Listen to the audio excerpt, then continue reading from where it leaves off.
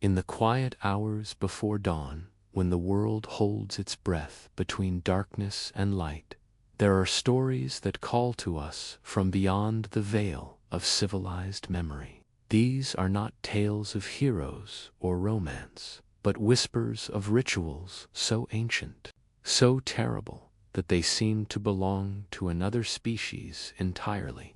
Yet they are ours, humanity's shadow, cast in blood and smoke across the millennia.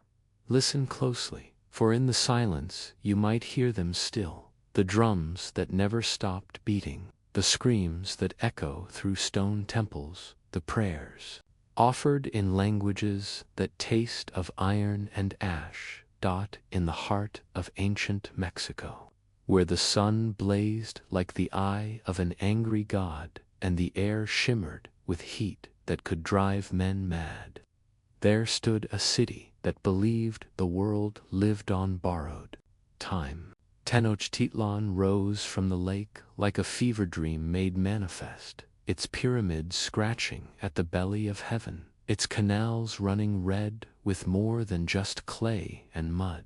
This was the beating heart of the Aztec Empire, where beauty and terror walked hand in hand through streets paved with obsidian and bone, where flowers bloomed in gardens watered with human blood, where the very survival of the universe depended on acts of such breathtaking cruelty that the gods themselves must have wept to witness them. The month of Atlkawalo was ending, and with it the gentle rains that had blessed the earth. Now came Tlaquexipializli, the flaying of Mena festivals so sacred and so terrible that even speaking its name required purification rituals lasting days. The priests had been preparing for moons, their bodies painted with sacred colors, their obsidian knives sharpened until they could split a hair floating on still water. The captives, taken in the flower wars that the Aztecs waged not for territory but for souls, had been cleansed and blessed. Their bodies made perfect offerings through 20 days of ritual purification. Picture the great temple precinct as the festival began, that vast plaza capable of holding 80,000 souls, now filled with the entire population of the greatest city in the Americas. The Templo Mayor rose before them like a mountain built by mortals who had forgotten their place.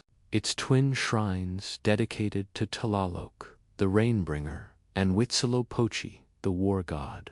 But today belonged to neither of these. Today belonged to Zip-Totec, the Flayed Lord, the god who must die and be reborn so that corn might grow and the world might continue its precarious dance between creation and annihilation. The drums began. At dawn, their rhythm matching the heartbeat of the earth itself. Deep, resonant, hypnotic, they called to something primal in the human soul, something that civilization had tried to bury but could never entirely kill. The crowd swayed as one organism, 10 of thousands of bodies moving to rhythms older than memory, while smoke from 100 braziers rose toward a sky that seemed to lean down to watch, hungry for what was to come. The first captive was led up the steps of the pyramid, his body perfect in its nudity, his skin painted with the sacred colors of the sunrise. He did not struggle, the drugs and months of preparation had seen to that, but walked with the measured steps of a man approaching his own transfiguration. The crowd fell silent, 80,000 voices cut off in an instant, leaving only the drums and the whisper of wind through obsidian blades. At the summit, the priests waited in their grotesque glory.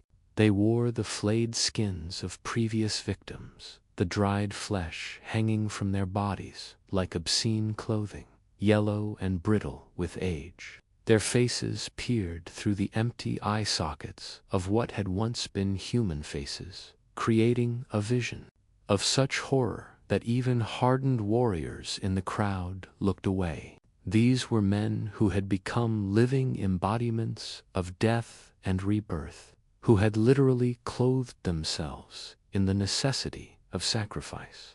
The captive was placed upon the Tenochtitlan, the sacred stone of sacrifice, his arms and legs held by priests, whose strength came not from muscle but from the divine madness that possessed them.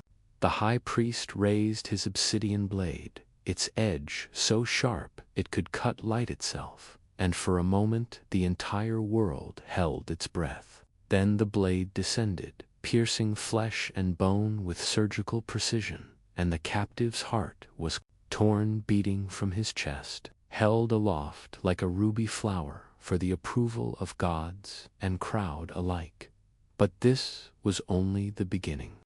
The body was carefully lowered to a second group of priests, specialists in the art of flaying, who began their work with tools honed to perfection. The skin was removed in a single piece, peeled away like the husk from corn, while the crowd watched in fascination and horror.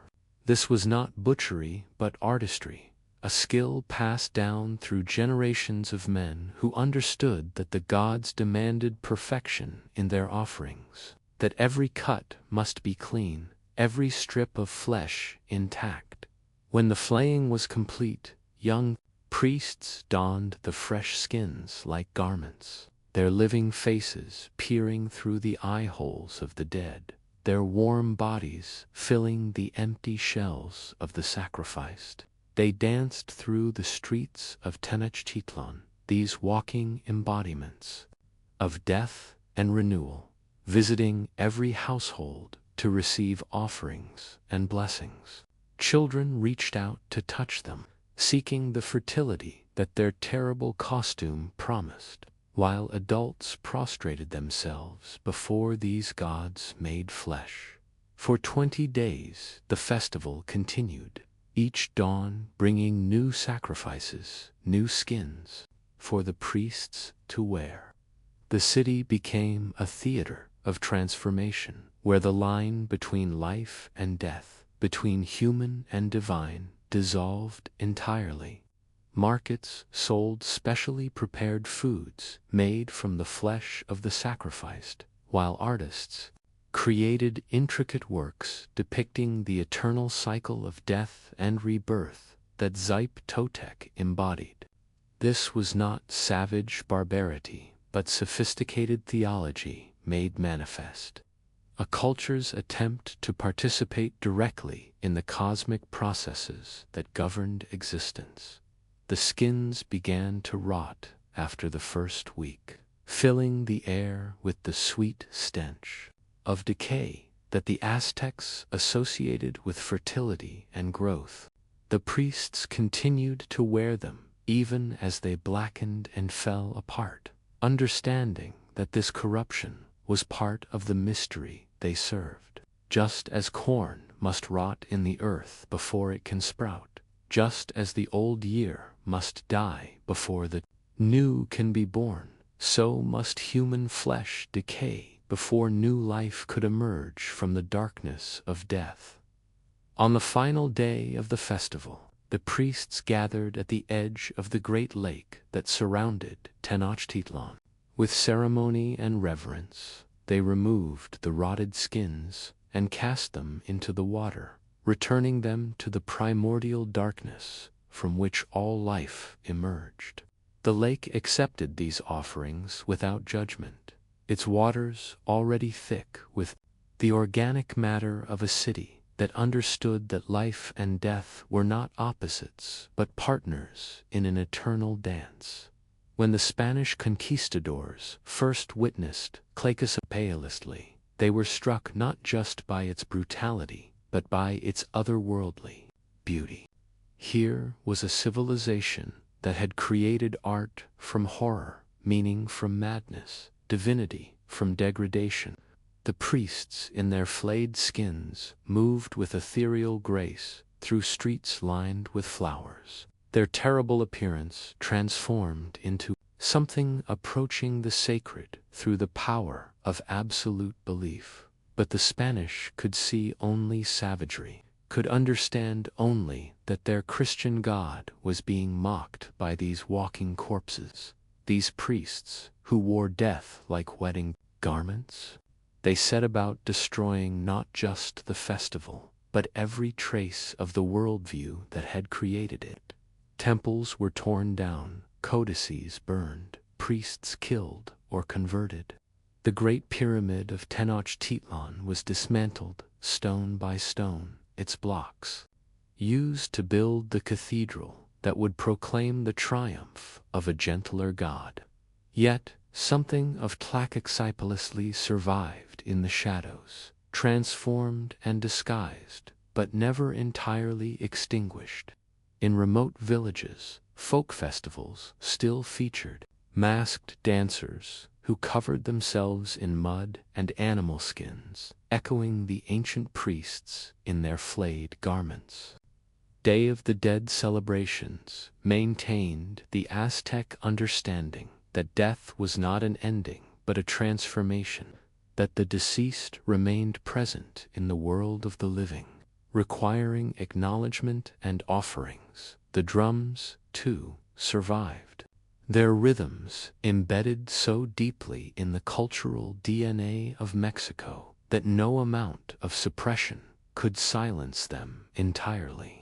In the indigenous communities that preserved fragments of the old knowledge, shamans still used percussion to induce the trance states that the Aztec priests had achieved, still understood that music could tear holes in the fabric of ordinary reality through which the divine could enter. Modern Mexico City sprawls over the bones of Tenochtitlan, its millions of inhabitants walking daily over the buried temples where Totec once received his terrible homage. Construction projects regularly uncover artifacts from the festival: obsidian knives still sharp enough to cut, bone flutes that once accompanied the sacred dances, ceramic vessels that held the blood of the sacrificed. These objects are catalogued and placed in museums, transformed from living ritual tools into dead archaeological specimens. But something of their original power lingers still in the small hours of the night, when the city sleeps and the barriers between past and present grow thin. Sensitive souls sometimes report hearing them drums echoing up from the depths, rhythms that make the heart race and the skin crawl with ancestral memory. The rational mind dismisses these as urban legends, acoustic tricks caused by subway trains and settling foundations. But those who have studied the old ways, who understand thought, that time is not linear but circular, know better. The festival of the flayed god was never truly about cruelty, though cruelty was its method. It was about transformation, about the terrible price that life demands for its continuation, about humanity's willingness to pay that price with full knowledge of its cost.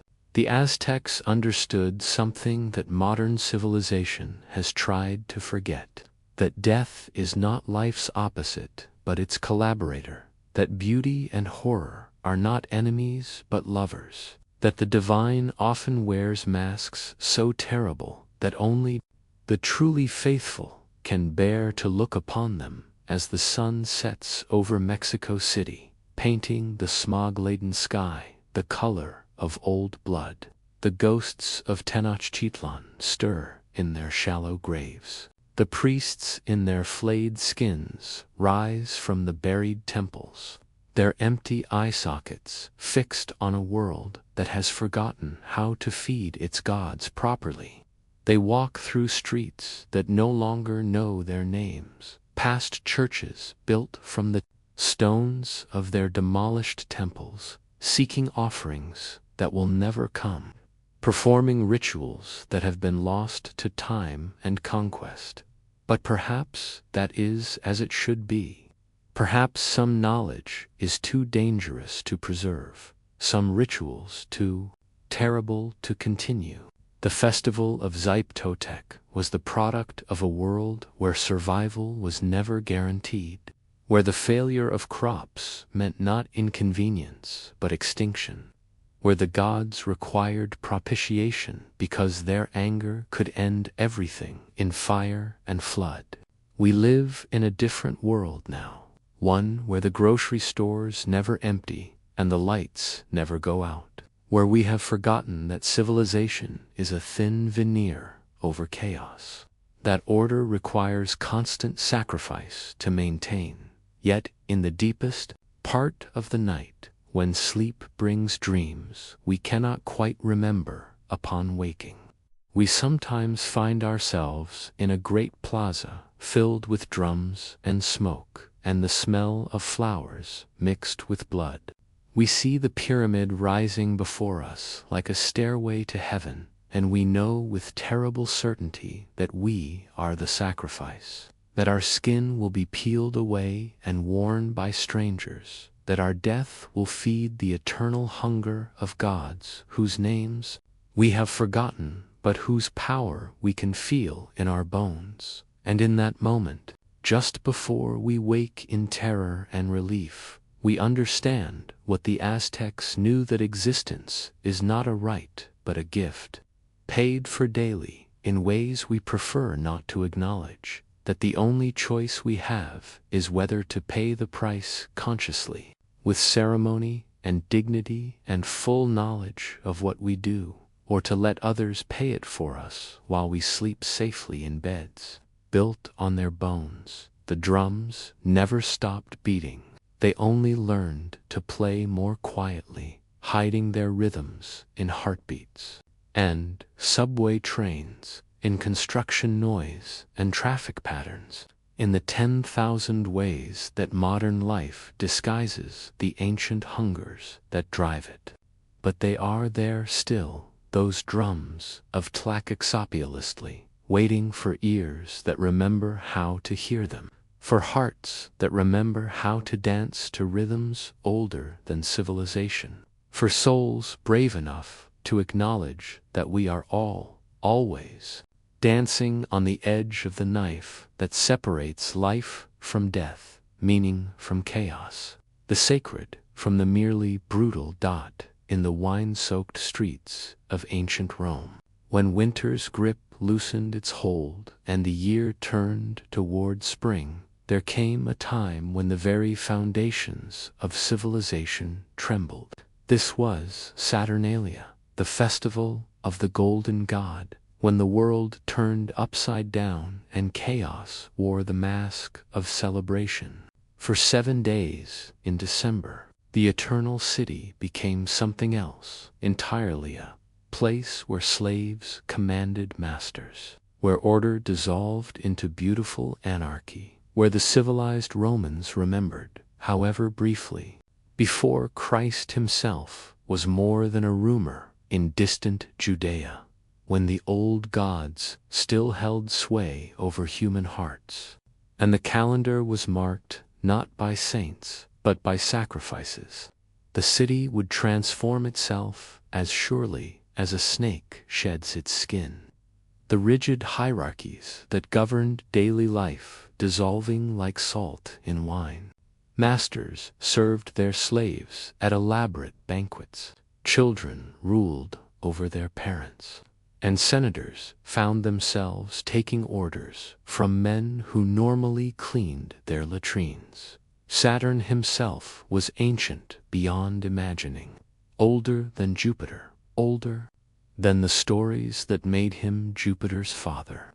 He was the Titan who had ruled during the Golden Age, when men lived without war or want, when the earth gave up her fruits without labor, when death itself was but a gentle sleep that lasted no longer than a summer afternoon. But Saturn was also the god who devoured his own children, driven by prophecy and paranoia to consume what he had created, rather than risk being overthrown by it. He was creation and destruction locked in eternal embrace, the promise of paradise, and the certainty of its loss.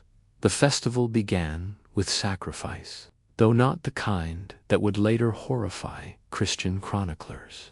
The temple of Saturn in the Forum was opened for the only time each year, its doors thrown wide to reveal the god's image, his feet bound with woolen chains that were loosened for the duration of the celebration.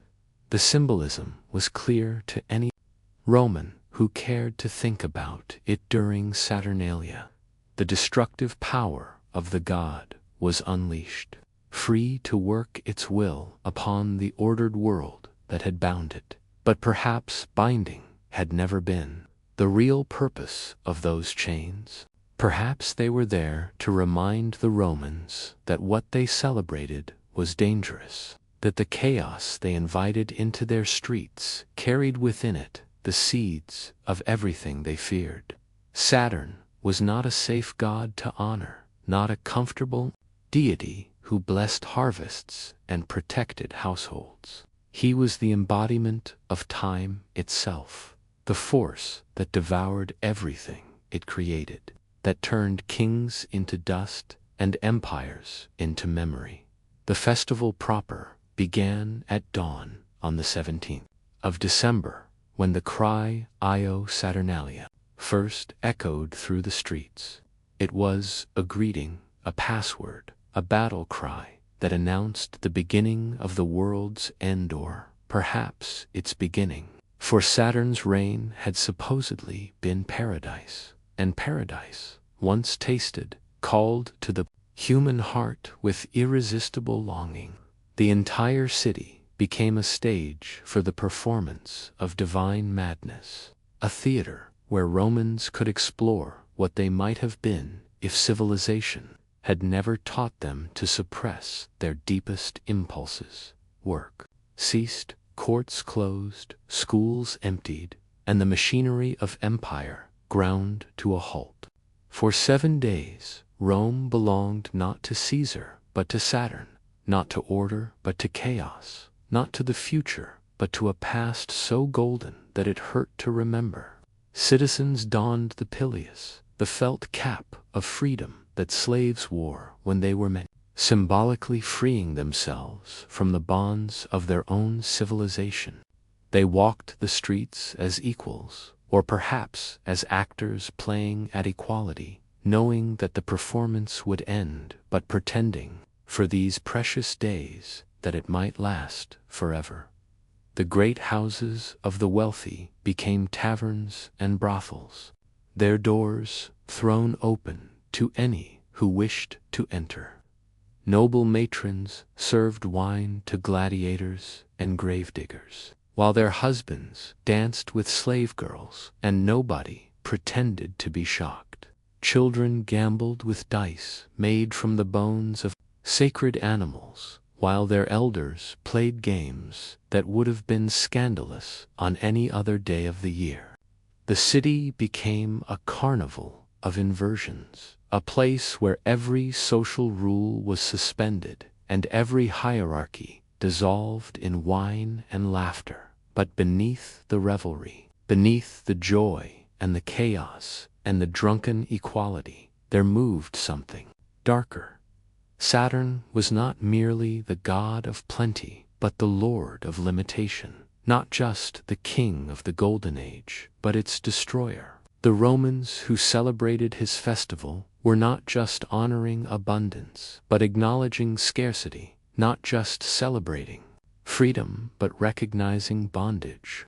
For 7 days they could pretend to be what they once were, but on the 8th day the chains would be restored.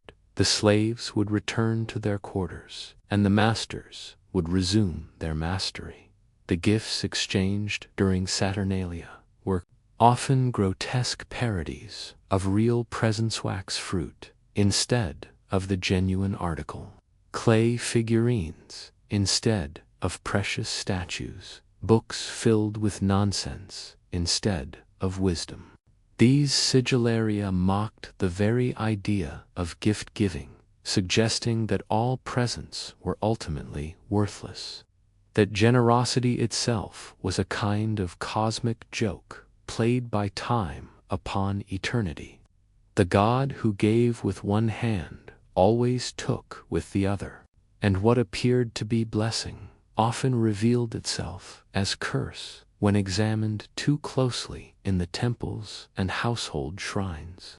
Darker rituals played out away from the public eye. Scholarly sources hint at human sacrifices in Saturn's honor, though whether these were actual murders or symbolic enactments remains unclear.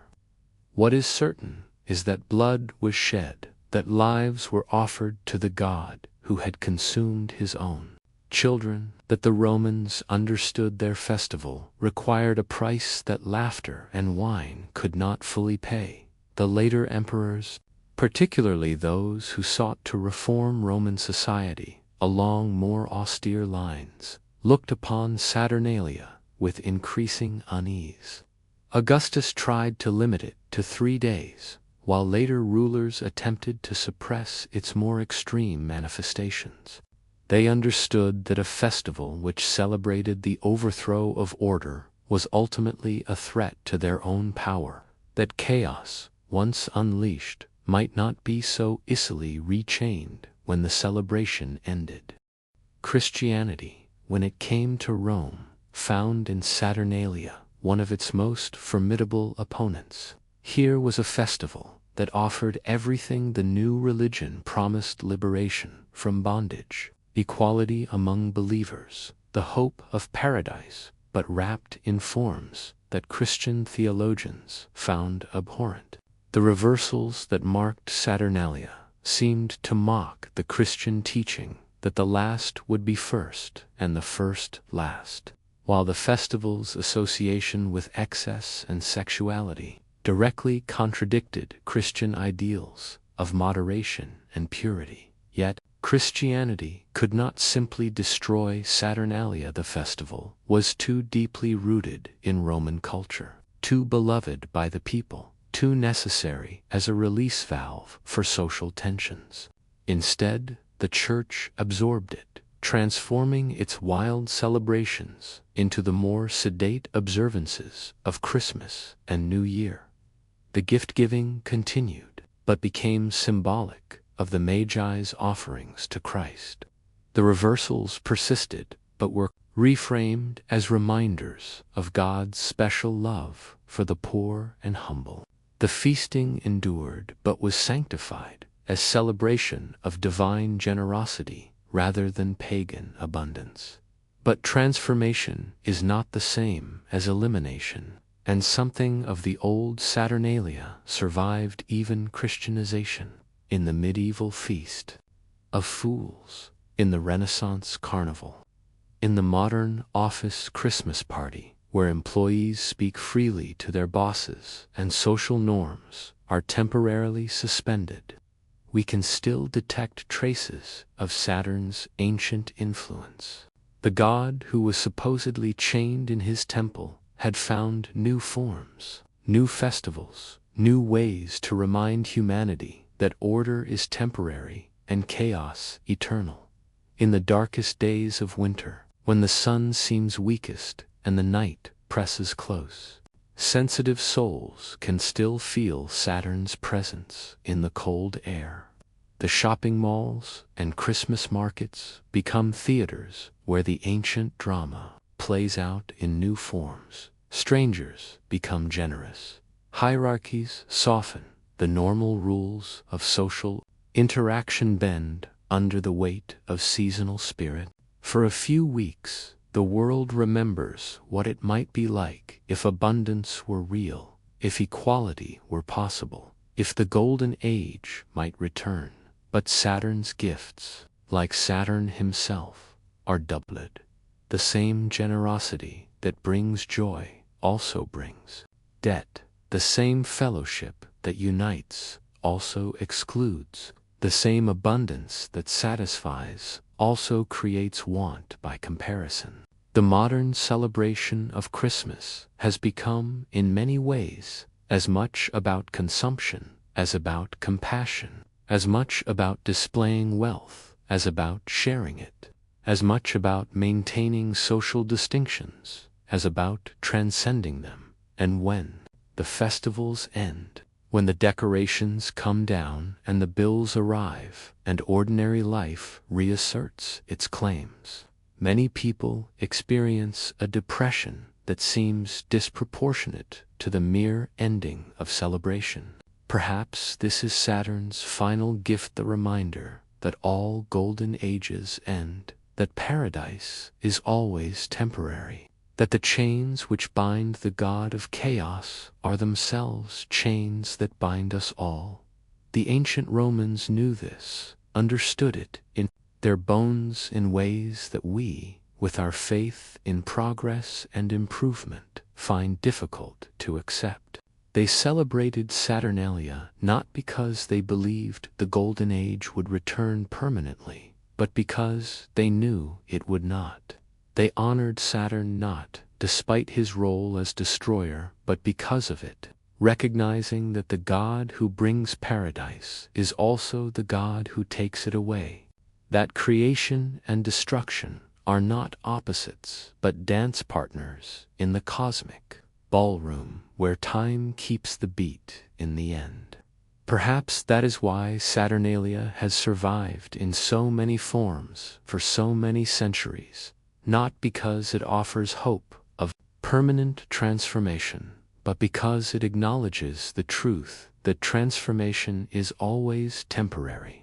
The slaves will serve again, the poor will remain poor, the golden chains will be restored, and the world will return to its familiar inequalities and injustices. But for 7 days, or 25, depending on how you count, something else is possible, something closer to what we were meant to be, something that tastes of paradise, even as it reminds us why paradise was lost. The drums of Saturnalia beat differently from those of other festivals, not with the steady rhythm of certainty, but with the syncopated beat of improvisation, the jazz-like cadence of a world making itself up as it goes along.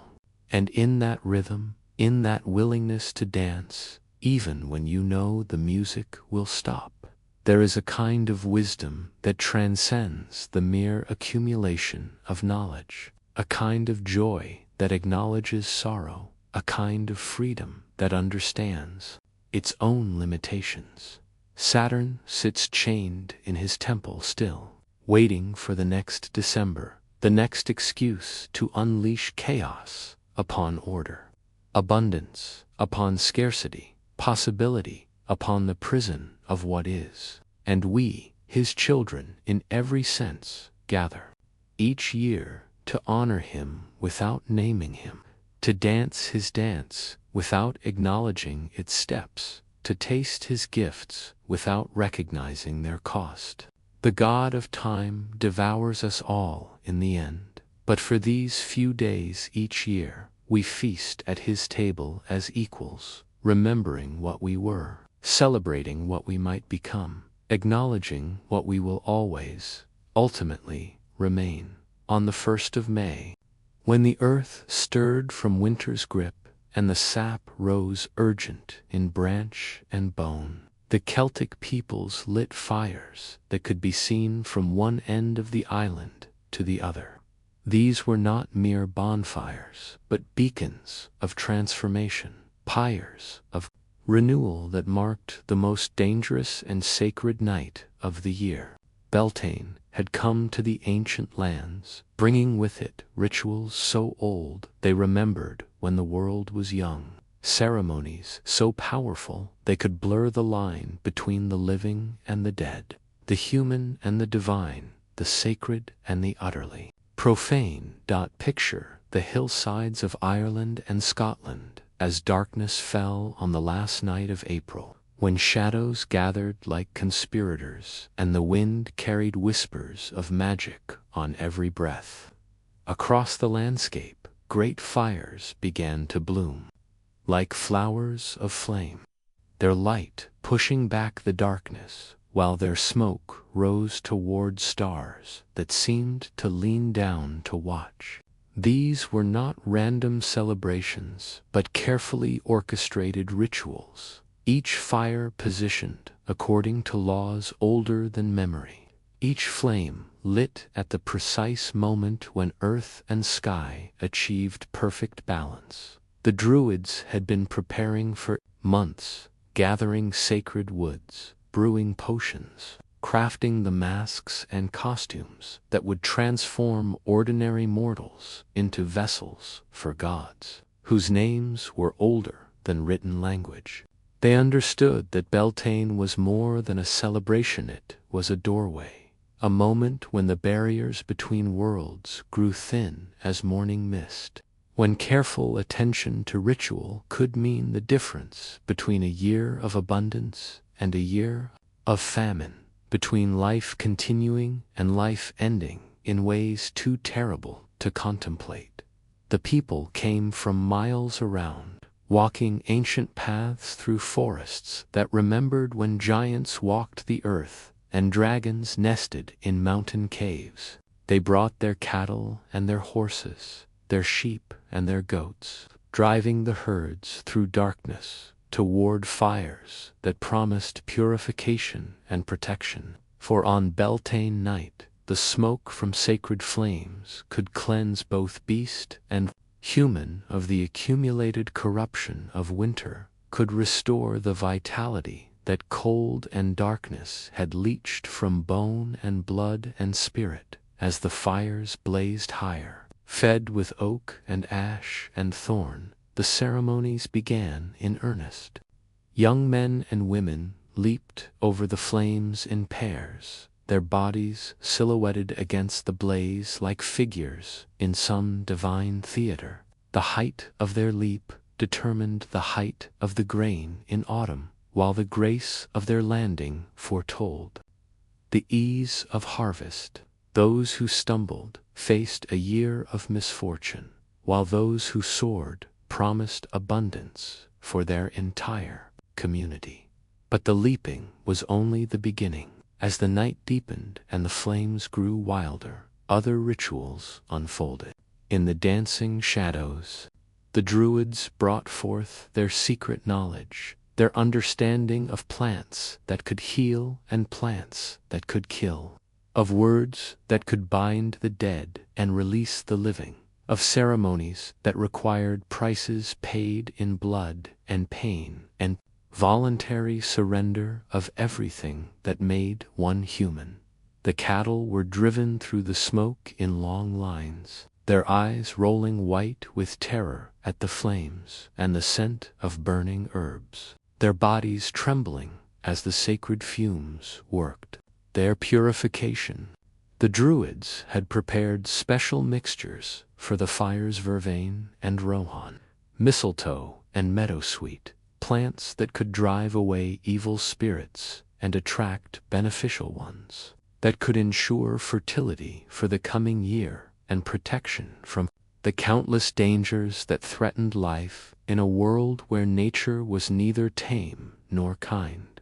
Some animals never made it through the smoke, whether by accident or design. Beasts would stumble and fall among the flames, their bodies becoming offerings to gods whose hunger was as vast as their power. The Druids read omens in the way flesh burned, in the patterns smoke made as it rose toward the uncaring stars, in the sounds that dying animals made as their life force joined the great celebration of death and renewal that Beltane embodied. Human celebrations grew wilder as the night progressed, fueled by mead and ale that had been brewed with special herbs, potions that could open doorways in the mind to realms normally hidden from mortal perception. Men and women coupled in the shadows beyond the firelight, their unions blessed by Druids who understood that the life force must be renewed through every possible channel. that the cosmic fertility being celebrated required human participation to make it real and lasting. But whispers suggest that some unions were not voluntary, that certain rituals required sacrifices of a more personal nature.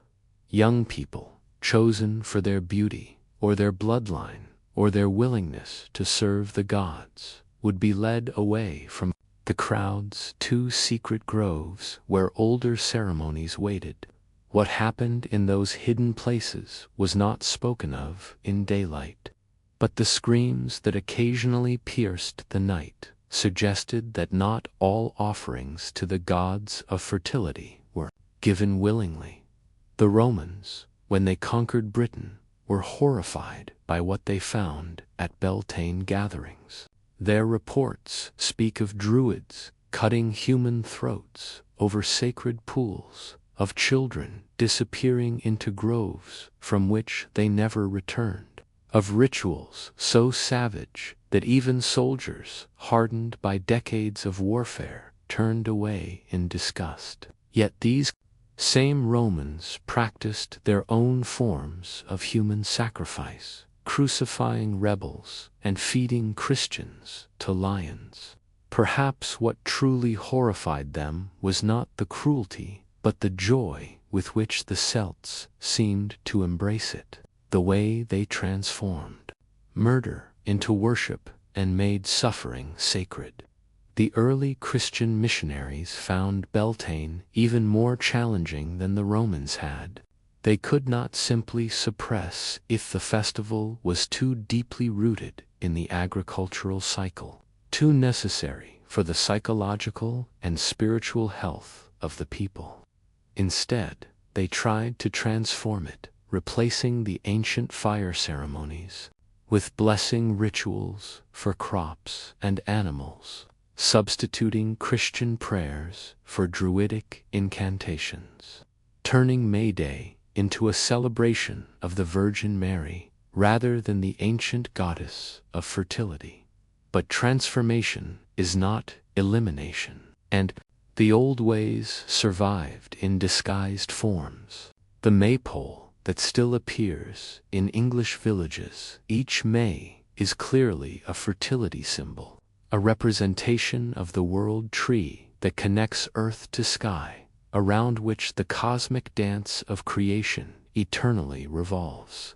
The Morris dancers, who still perform traditional steps, are moving to rhythms that predate Christianity by millennia, their bells and ribbons echoing the costumes of ancient priests who served gods whose names are no longer spoken aloud in remote parts of Ireland and Scotland, where Christianity arrived late and sat lightly on the landscape.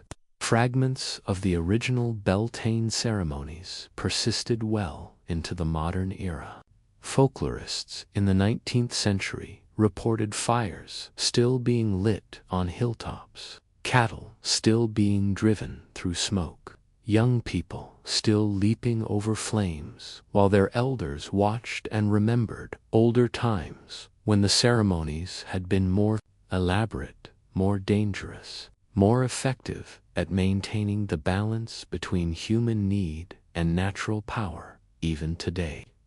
In an age when satellites monitor weather patterns and agricultural science determines planting schedules, some farmers still follow Beltane timing for their most important tasks. They plant their crops when the fires would have been lit, mate their animals when the ancient ceremonies reached their climax, harvest their grain when the old calendar says the energy is right. They may not remember why these timings matter, but something in their blood remembers. Some genetic memory that knows the old ways worked for reasons that modern science has yet to understand.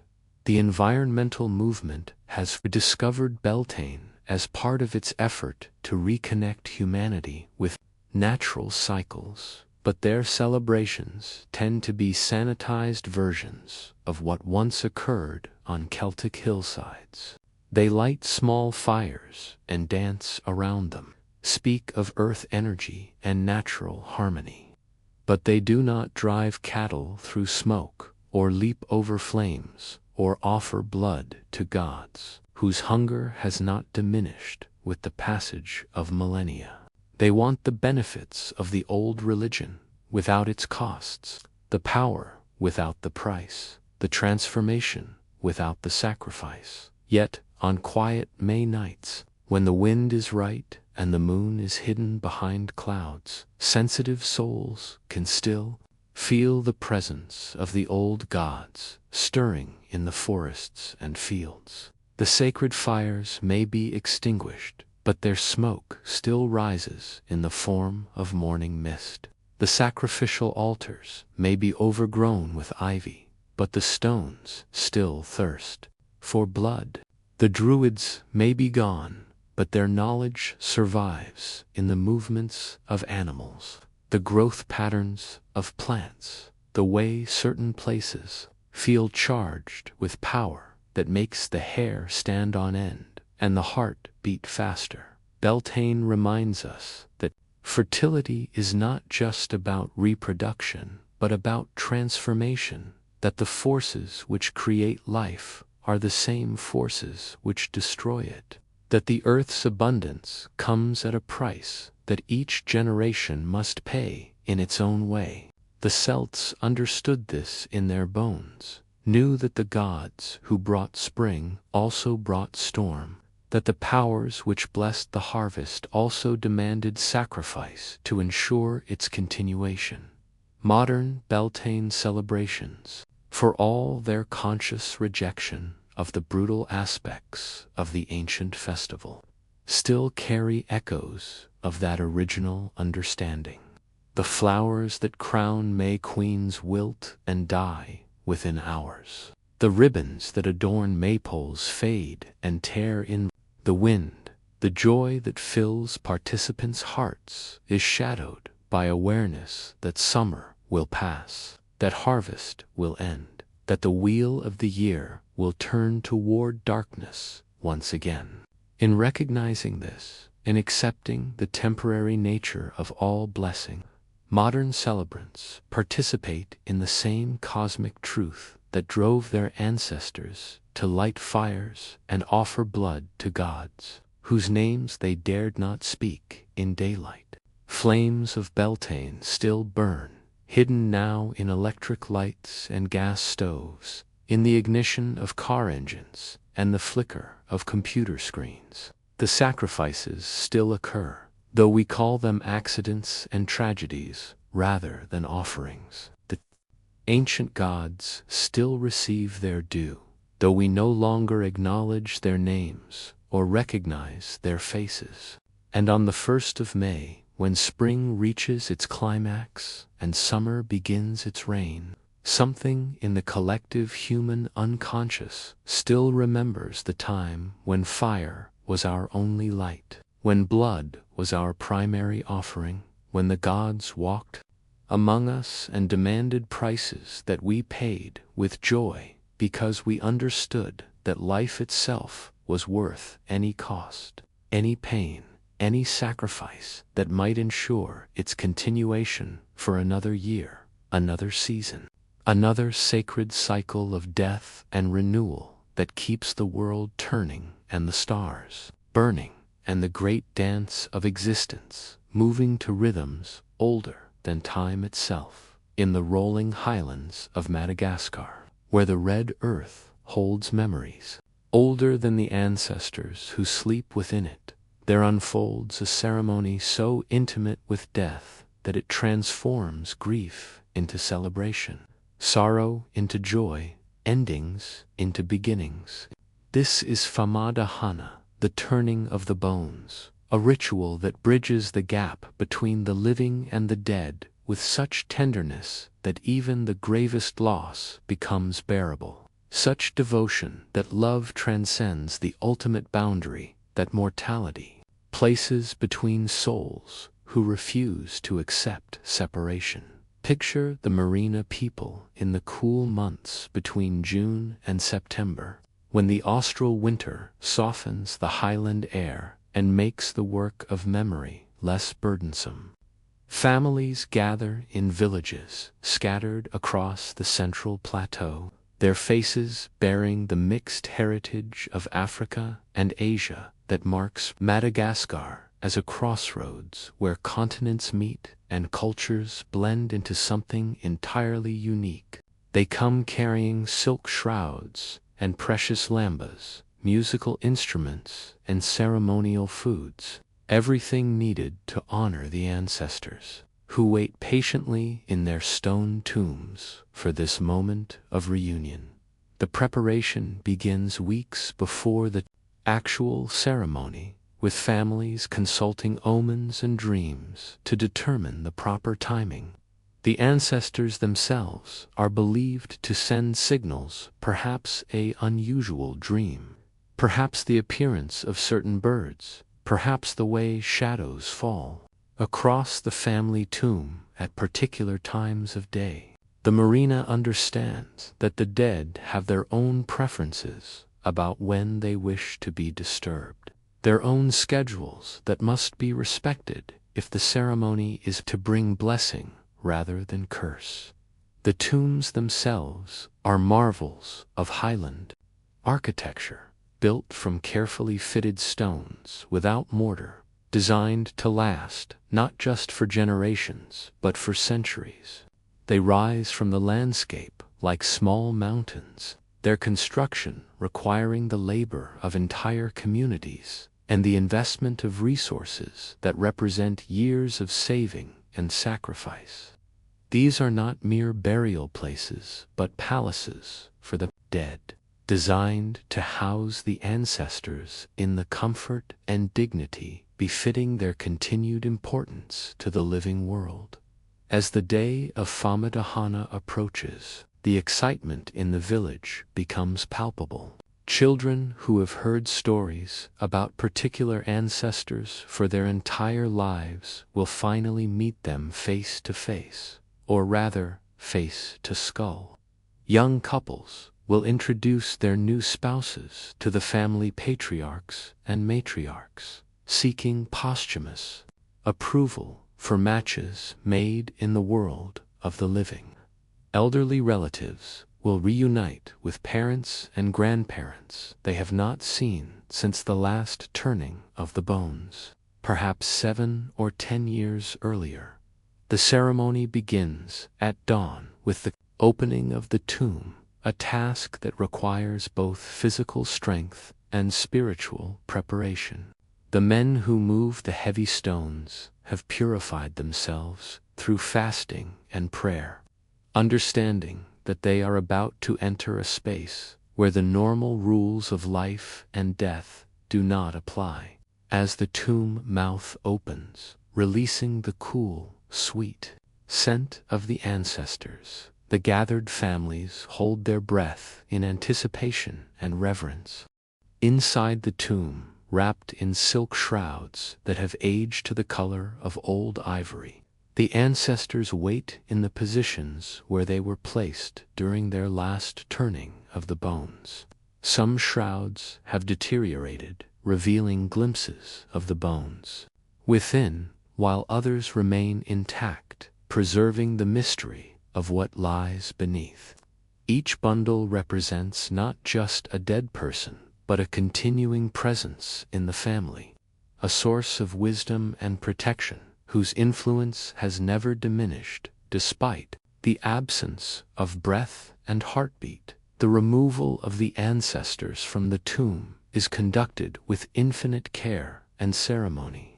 Each body is lifted by specific family members, usually the men, who bear the physical weight, while the women provide spiritual guidance and maintain the proper prayers and songs.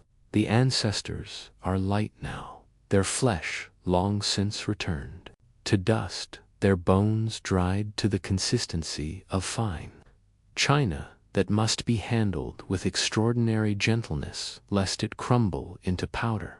But lightness does not diminish importance. Each ancestor is greeted by name, welcomed back to the world of light and air, as though returning from a long journey rather than awakening from the sleep of death. Family members who have died since the last ceremony are introduced to those who went before, creating a community of the dead that mirrors and influences the community of the living. Children are held up to touch ancestral skulls, receiving blessings that are believed to influence their health, intelligence, and fortune throughout their lives. The reweaving of the silk shrouds is an art form practiced by the elderly women of the family, masters of a craft that combines practical skill with spiritual knowledge.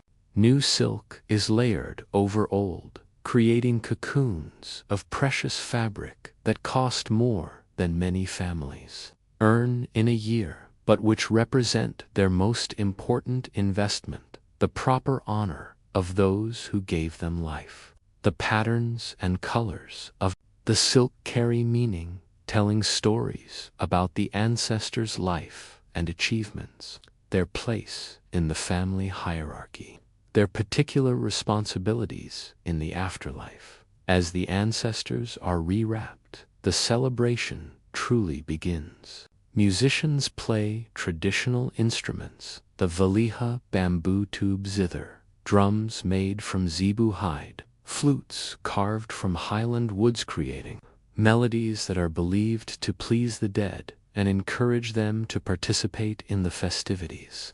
The music is neither mournful nor somber, but joyous, exuberant, alive with the rhythms of celebration rather than the cadences of grief.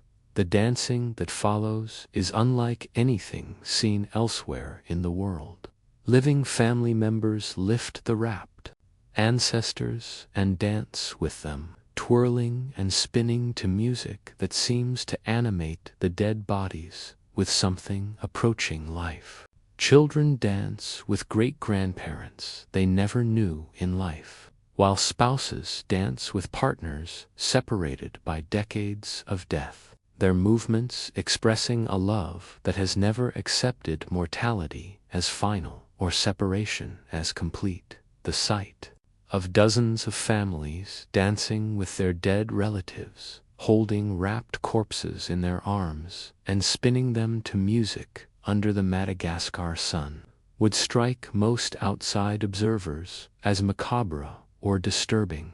But to the Marina, this is the most natural thing in the world, a family reunion that includes all members regardless of their current state of breathing. A celebration that acknowledges death as a transition rather than an ending. A dance that encompasses the entire spectrum of human existence, from birth to grave and beyond. The festivities continue throughout the day, with elaborate feasts prepared in honor of the ancestors who are believed to participate in the eating, even though they lack the physical apparatus for consumption. Special foods are prepared according to recipes passed down through generations, dishes that were favorites of particular ancestors and which serve as offerings of memory and love. Rice and zebu, meat, honey and rum, fruits and vegetables from family gardens, all are shared between living and dead in a communion that makes the Christian Eucharist seem pale and abstract by comparison. But Famadahana is not merely a celebration, it is also a time for family business, for the resolution of disputes and the planning of futures. The ancestors are consulted on important decisions, their opinions sought through divination and dream interpretation. Marriages are arranged, business partnerships formed, disputes settled, all under the watchful eyesight of family patriarchs and matriarchs, whose wisdom is believed to increase rather than diminish with death. The economic impact of Famadahana on Marina families is enormous. The silk shrouds alone can cost more than a year's income, while the feasting and celebration can bankrupt families for generations, yet no expense is spared, no sacrifice is too great to honor the ancestors properly. Families will sell land, borrow money, go into debt that will burden their children, all to ensure that the turning of the bones is conducted with appropriate magnificence. As evening approaches, the time comes to return the ancestors to their tomb. This moment is perhaps the most emotionally charged of the entire ceremony, as families must once again say goodbye to loved ones, must once again accept the separation that death imposes on human relationships. The ancestors are carried back to their stone palace in procession, each wrapped body blessed and prayed over before being placed in its position within the tomb. But this is not a final farewell, is au revoir rather than goodbye. The ancestors will return in 7 or 10 years for another turning of the bones, another celebration, another opportunity for the living and dead to dance together under the highland sky. Death, in the Merino worldview, is not an ending but an interval, not a wall but a doorway, not a separation but a different form of presence. The tomb is sealed with ceremony equal to its opening, the heavy stones replaced with prayers and offerings, the entrance blocked but never truly closed. For the ancestors continue to influence the world of the living through dreams and omens, through the success or failure of crops and cattle, through the health and prosperity of their descendants. They are dead but not gone, absent but not departed, sleeping but not silent. Christian missionaries who encountered Flayed in the colonial era were horrified by what they saw as necromancy and ancestor worship, practices that seemed to make a mockery of Christian teaching about the resurrection of the dead. They tried to suppress the ceremony, preaching against it as pagan superstition and threatening those who participated with damnation. But the Marina had their own understanding of resurrection, their own beliefs about judgment, their own vision of what happens to human consciousness after the body fails. The French colonial administration found Flayed equally disturbing, though for different reasons. They saw it as an obstacle to modernization, a primitive custom that prevented the Malagasy people from embracing European values and economic systems. The vast resources devoted to honoring the dead could be better used for development projects, they argued, while the time spent in ceremony could be more productively employed in wage labor. But their efforts to discourage the practice met with passive resistance and creative adaptation. The Marina simply learned to conduct their ceremonies more privately, more quietly, more carefully. Modern Madagascar faces different challenges. To the continuation of Flayed, urbanization has scattered families across continents, making it difficult to gather for ceremonies. Economic pressures have made the expense of silk shrouds and elaborate feasts increasingly burdensome. Climate change has altered the timing of seasons, making it harder to determine the proper moment for the turning of the bones. Yet the ceremony persists, adapted to modern circumstances, but unchanged in its essential meaning and purpose. In the capital city, some families have created urban versions of Flayed, conducting the ceremony in smaller spaces with fewer participants, but the same devotion to ancestral honor. Malagasy immigrants to France and other countries have found ways to include their ancestors in their new lives, sometimes transporting remains across oceans to ensure that the turning of the bones can continue in foreign lands. The internet has enabled families to coordinate ceremonies across vast distances, to share in celebrations they cannot physically attend, to maintain connections with ancestors and traditions despite the dispersing forces of globalization. The turning of the bones continues because it serves needs that modernization cannot address: the human requirement for connection across generations, the universal desire to believe that love transcends death, the deep longing for rituals that make meaning from loss and transform sorrow into celebration. In a world increasingly dominated by youth culture and rapid change, Famadahana offers the comfort of continuity, the assurance that nothing important is ever truly lost, the promise that those we love remain present in our lives even after their bodies have returned to dust. The ceremony also serves as a reminder that death is not the opposite of life, but part of it, not a failure to be hidden, but a transition to be celebrated, not an ending, but a transformation into a different kind of presence. The Marina who dance with their ancestors are not denying death, but embracing it as one more aspect of human existence. No more frightening than birth, no more final than any other change that marks the passage through time. As night falls over the highlands of Madagascar and the ancestors return to their tombs for another cycle of rest, the living return to their villages with hearts full of joy and sorrow intermingled with the satisfaction that comes from duty performed and love expressed, with the peace that follows communion with those who gave them life and continue to bless their existence from beyond the veil of mortality. The turning of the bones is complete, but the dance continues, will always continue, as long as human beings refuse to accept that death has the final word in the conversation between generations.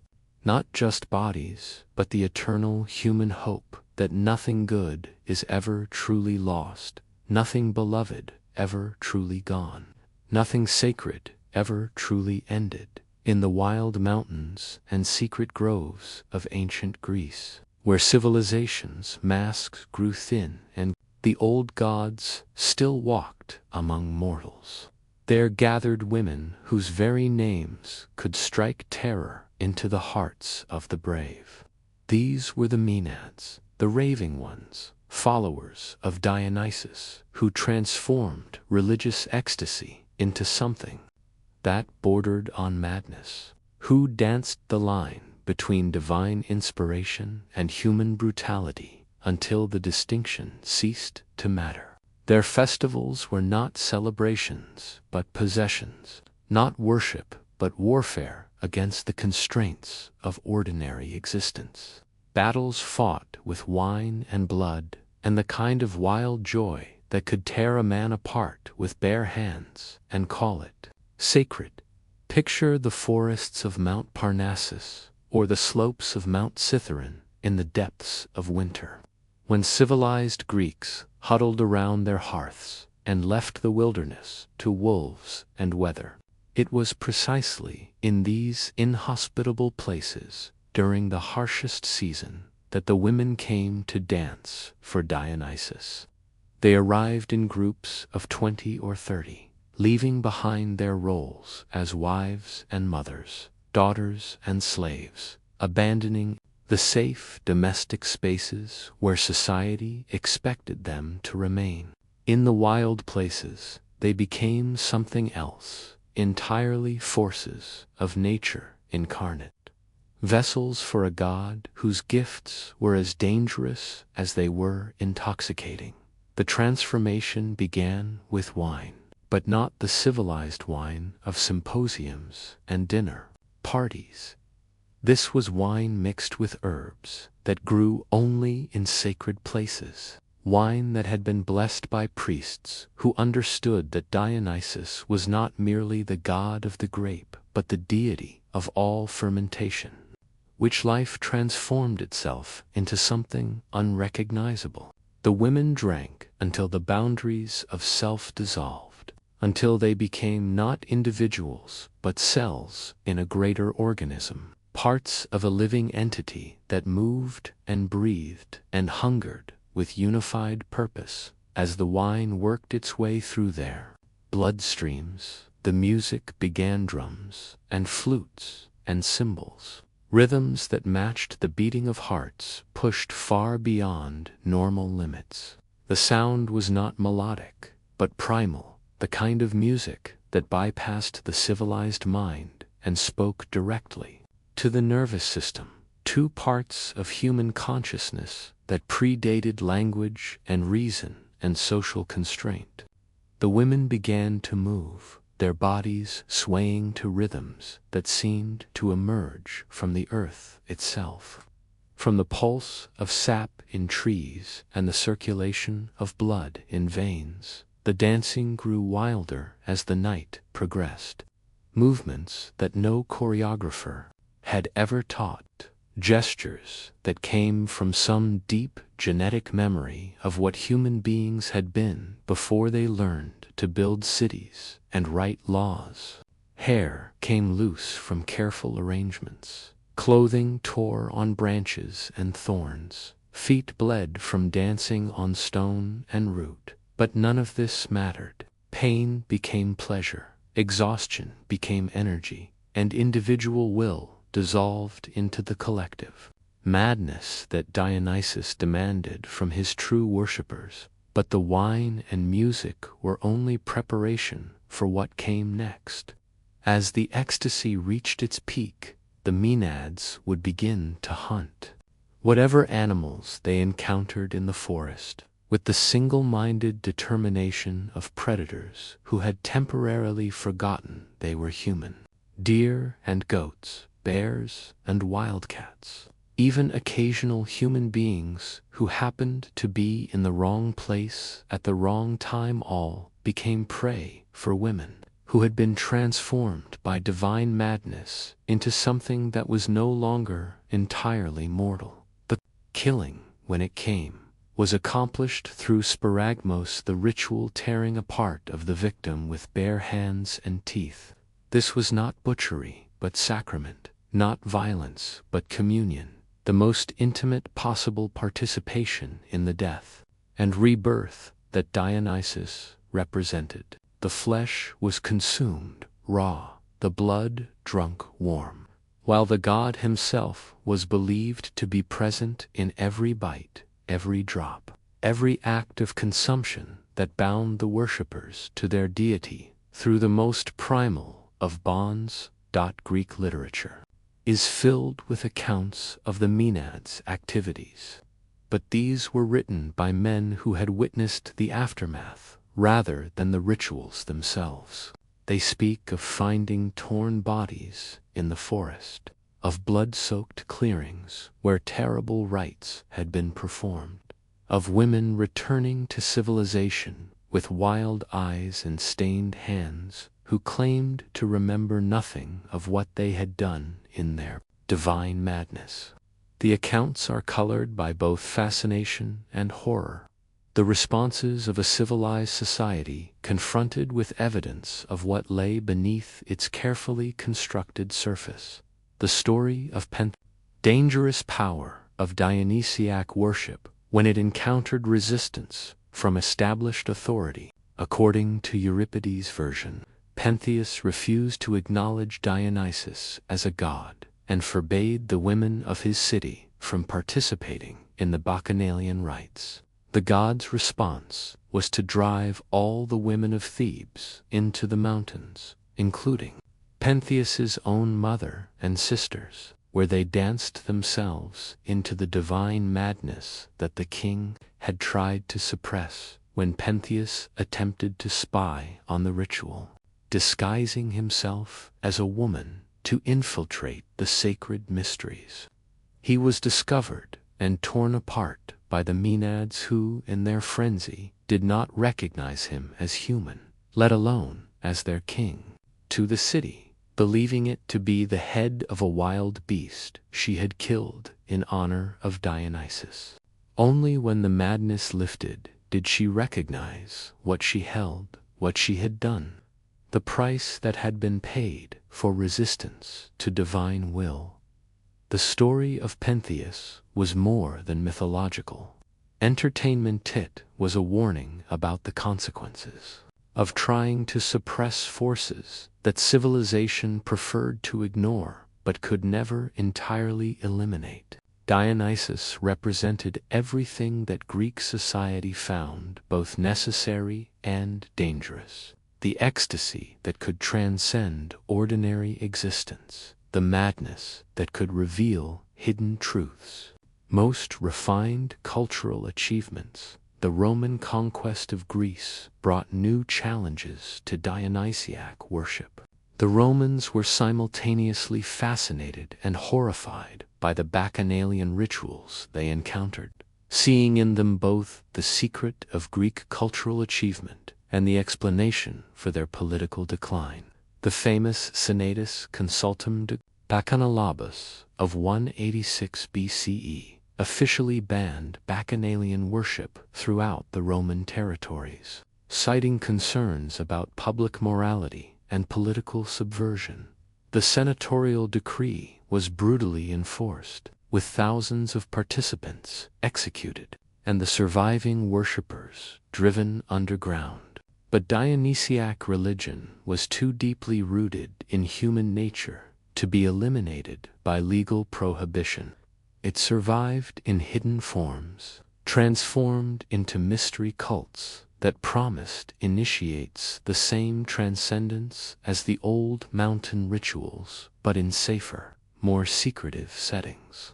The violence was sublimated into symbolic acts, the literal consumption of flesh replaced by the metaphorical eating of bread and wine. The actual madness transformed into controlled, altered states that provided spiritual insight without social disruption. Christianity, when it spread throughout the Mediterranean world, found in Dionysiac religion both its greatest competitor and its strangest parallel. The God who died and was reborn, who was consumed by his worshippers, who promised transcendence through the sharing of his blood. These themes were uncomfortably similar to Christian teachings about considerable effort distinguishing between the true sacrifice of Christ and the false sacrifices offered to Dionysus, between the wine that became divine blood through miracle and the wine that induced divine madness through intoxication. Yet, something of the Dionysiac survived even Christianization.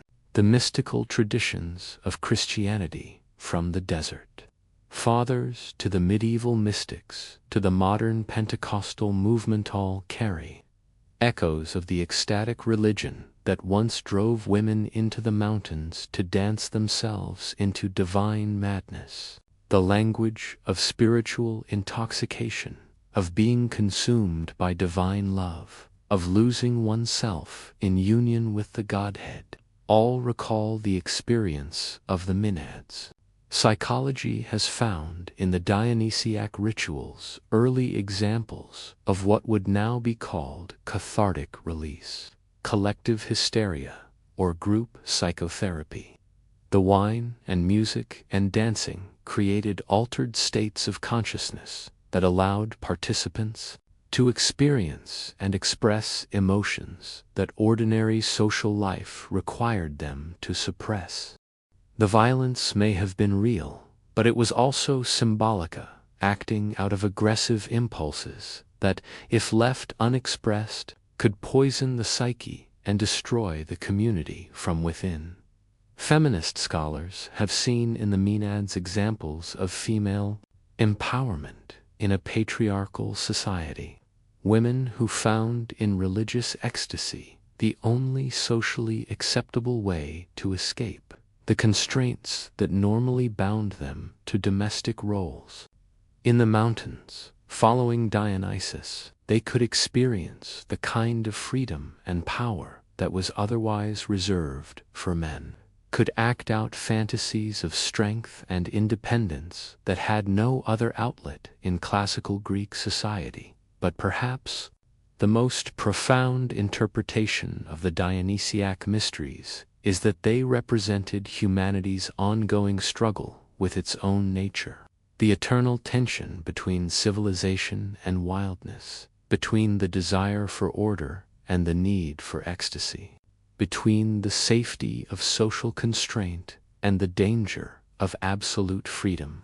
The Maenads were not aberrations, but expressions of something essential in human consciousness, forces that could be suppressed but never eliminated, energies that would find expression in one form or another, regardless of social disapproval or legal prohibition.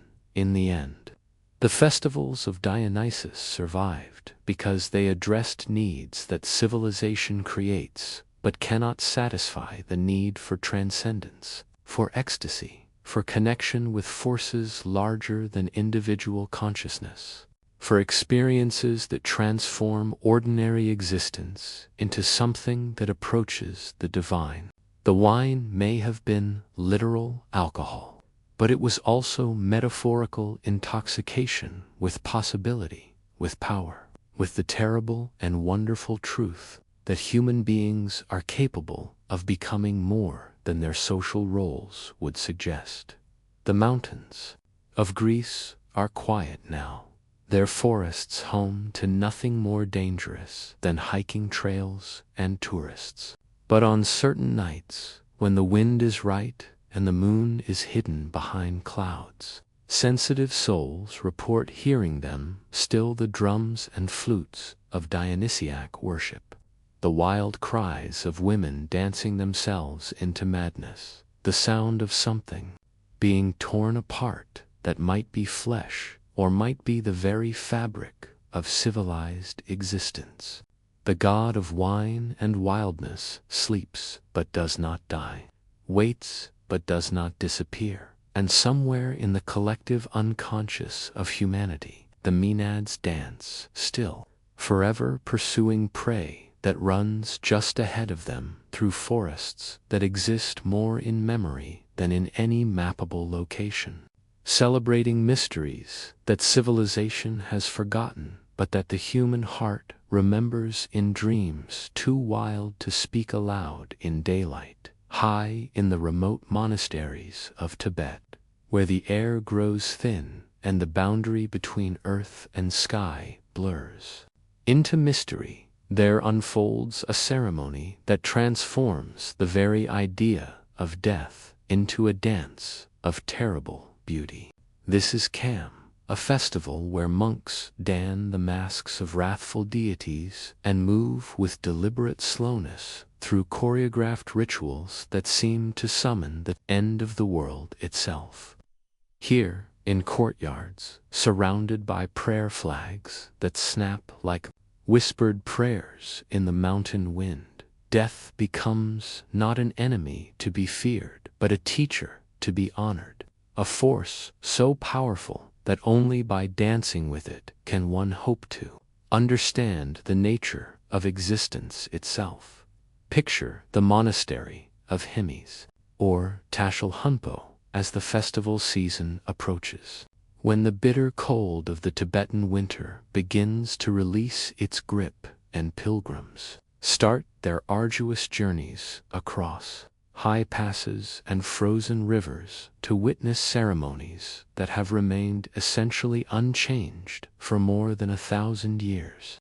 The preparations begin weeks in advance, with monks crafting masks that are works of art so terrifying they seem to pulse with malevolent life, sewing costumes from brocades that cost more than most Tibetans see in a lifetime, tuning instruments that produce sounds capable of calling the dead from their sleep. The masks themselves are masterpieces of spiritual sculpture, carved from wood and painted with pigments that seem to glow with inner fire. They depict the wrathful deities of Tibetan Buddhism, beings like Mahakala, the Great Black One, Yamantaka, the conqueror of death, and the terrifying Dechinus, whose beauty and horror are so intermingled that looking upon them can drive the unprepared mind to madness. These are not the gentle Buddhas of popular imagination, but the fierce protectors who guard the Dharma through fear, who teach compassion by first demonstrating the consequences of its absence. The costumes are equally elaborate, flowing robes that transform the monks who wear them into something larger than human, beings that move with the gravitas of cosmic forces rather than the limitations of mortal flesh. Silk brocades in colors that seem to capture the essence of sunset and midnight. Gold thread that catches the thin mountain sunlight and throws it back in patterns that hurt the eyes. Ceremonial boots that make each step a percussion note in the grand symphony of ritual destruction and renewal.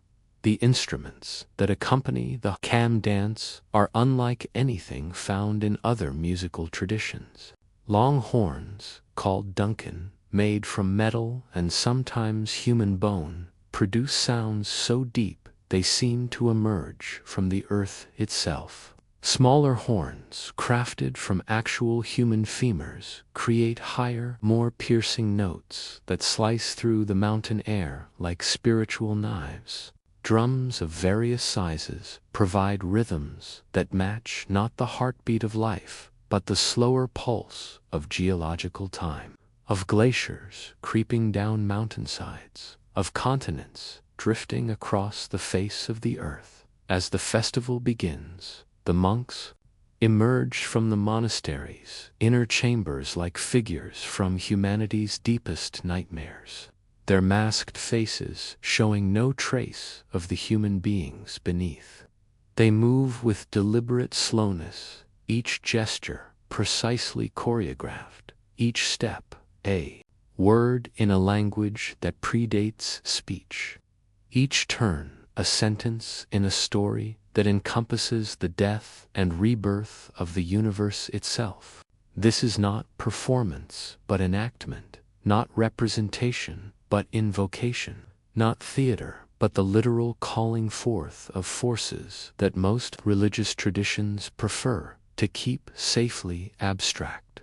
The central figure in many Kam dances is the Lord of Death himself, depicted not as the skeletal figure familiar to Western imagination, but as a being of such terrible beauty that he seems to embody both the horror of ending and the relief of release. His mask bears the face of a wrathful deity crowned with skulls. His costume flows like liquid darkness. His movements suggest both the gentle inevitability of sleep and the violent finality of execution. He is death, not as punishment, but as transformation, not as failure, but as graduation from the school of existence. The dance unfolds over hours, sometimes days, with the masked figures moving through complex patterns that tell the story of the bardo, the intermediate state between death and rebirth, where consciousness encounters the true nature of reality. Without the protective filters of embodied existence, the wrathful deities that the monks embody are not evil beings but protective forces, frightening only to those who cannot accept the truth of impermanence, beautiful to those who have learned to embrace change as the fundamental characteristic of existence. The audience that gathers to witness Kam includes not only monks and local villagers, but pilgrims who have traveled for weeks to witness ceremonies that are believed to benefit not just the living but the dead, not just humans but all sentient beings caught in the cycle of birth and death and rebirth. They watch with the kind of attention usually reserved for matters of life and death, understanding that what they witness is not entertainment but instruction, not spectacle but spiritual technology, designed to transform consciousness through the controlled application of fear and wonder.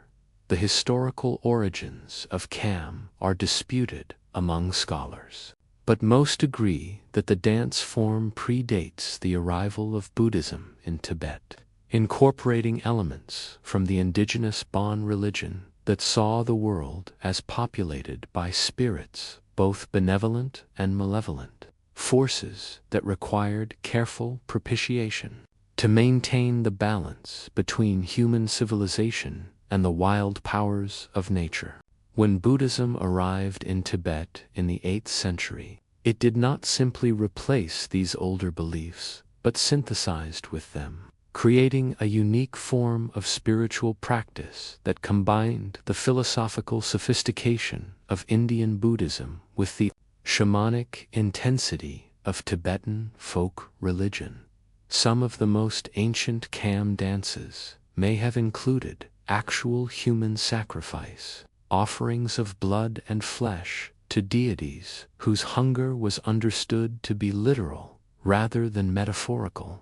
Colonial accounts from British explorers and Christian missionaries speak of finding human bones incorporated into musical instruments, of skull cups used in ritual ceremonies, of practices so disturbing that even hardened travelers found them difficult to witness. Whether these accounts were accurate or reflected the prejudices of outsiders encountering radically different spiritual practices remains a matter of scholarly debate.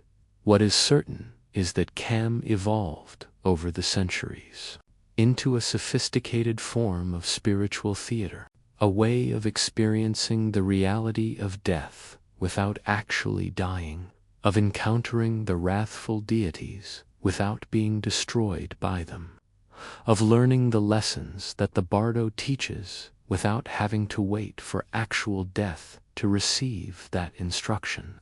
The violence was sublimated into symbol, the literal consumption of flesh transformed into the metaphorical digestion of ego, the actual ending of life replaced by the deliberate destruction of attachments and illusions that prevent enlightenment. The Chinese occupation of Tibet in 1950 brought new challenges to traditional practices like Cam. The communist authorities saw religious ceremonies as obstacles to modernization, superstitious practices that prevented the Tibetan people from embracing scientific materialism and socialist progress. Many monasteries were destroyed, monks were forced to abandon their vows, and traditional practices were banned as remnants of feudal oppression that had no place in the modern world. Yet Cam survived, and Nepal, sometimes in secret gatherings in Tibet itself, sometimes in modified forms that preserved the essential spiritual content while adapting to changed political circumstances. The exile community established by the Dalai Lama worked tirelessly to preserve traditional practices, training new generations of monks in the complex choreography and deep spiritual meanings of the death dances. Over centuries would not be lost to political upheaval.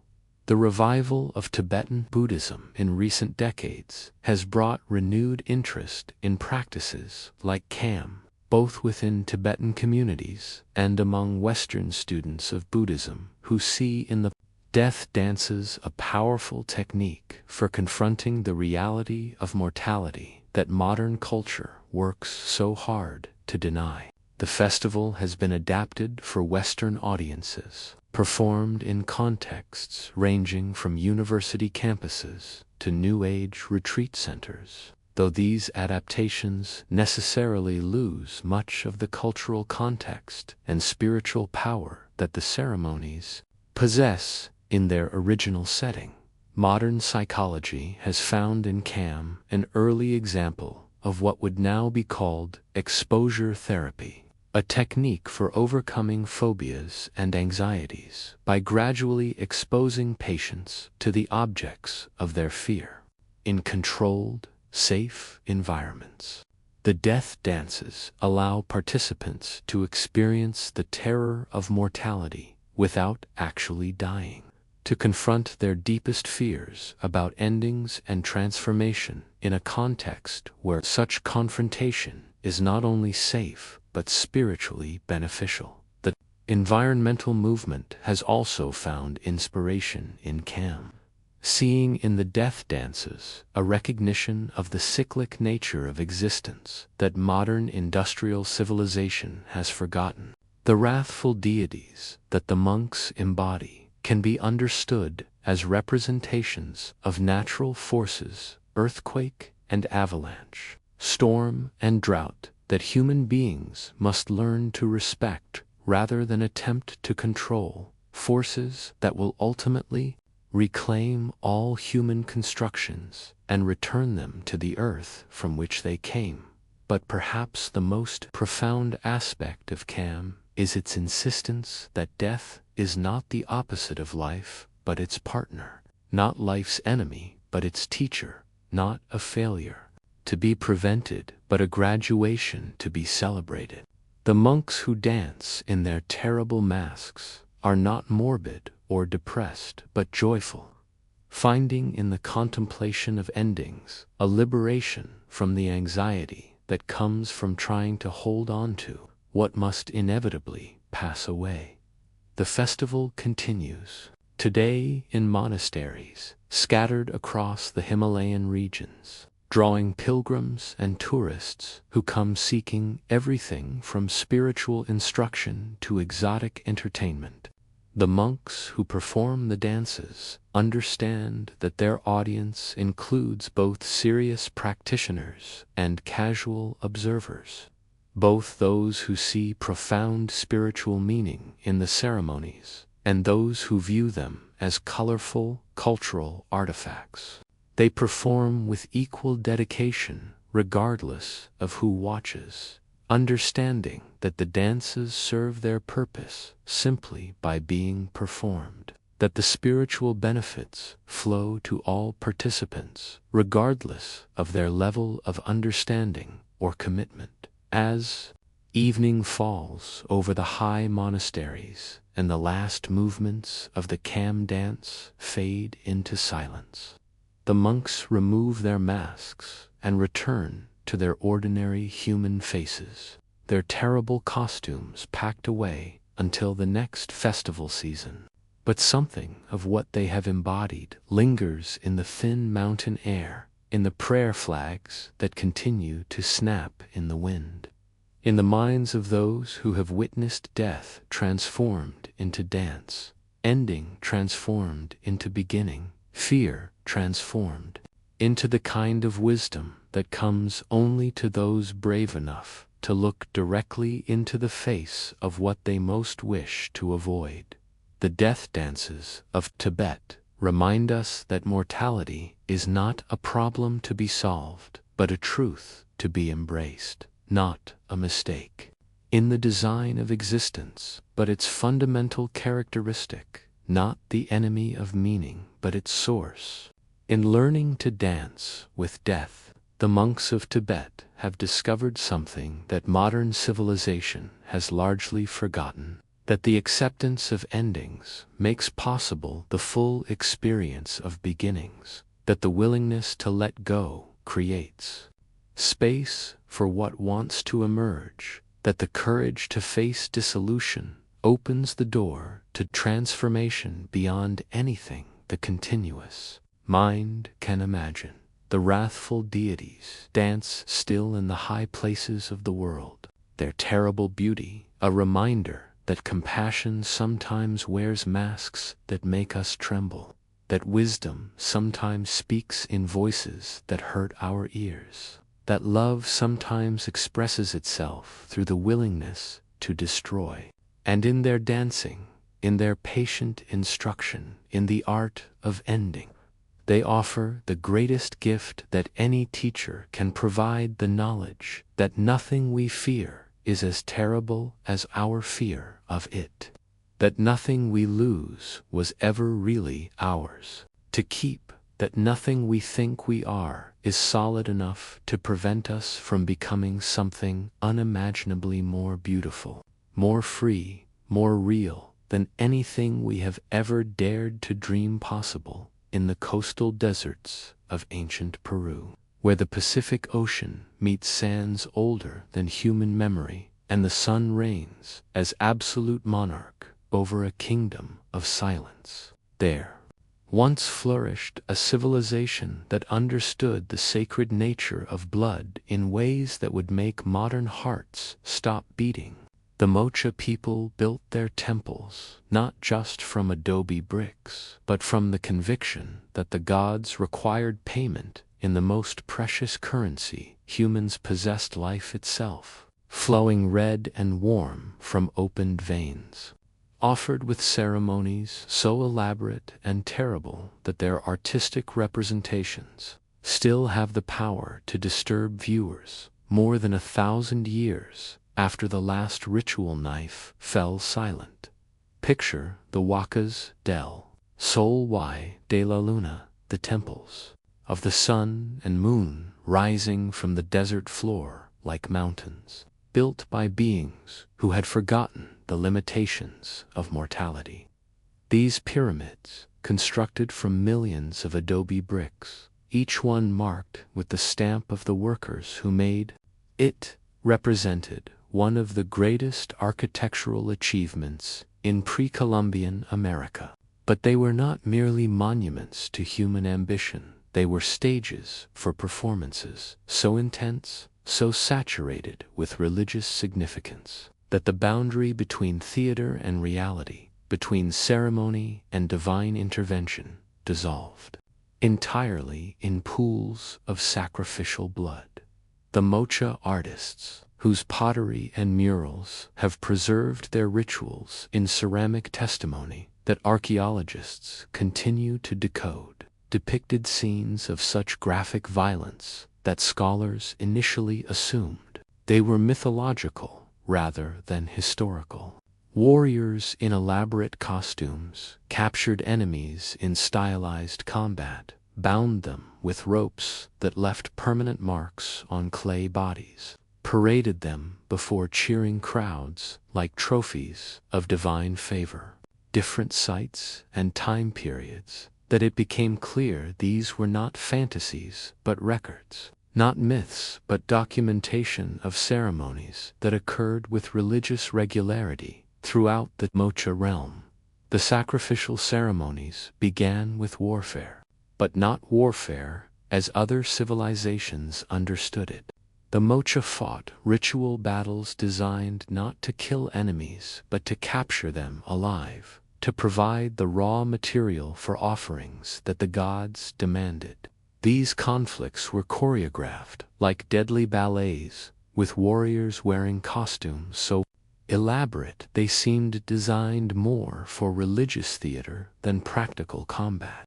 Copper and gold ornaments glittered in the desert sun. Feathers from exotic birds created headdresses that transformed men into living representations of supernatural beings, while weapons served as much for display as for violence. The captured warriors were brought to the Huacas in processions that combined the triumph of Roman victories with the solemnity of funeral marches.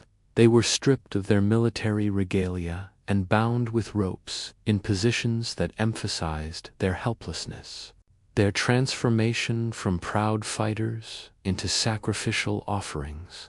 But this humiliation was not cruelty for its own sake, was preparation, a necessary reduction of the human ego that had to occur before the captives could serve their sacred purpose as intermediaries between the mortal and divine realms. The ceremonies themselves unfolded over days, building two climaxes of violence that were simultaneously horrifying and beautiful, savage and sophisticated, primitive and refined.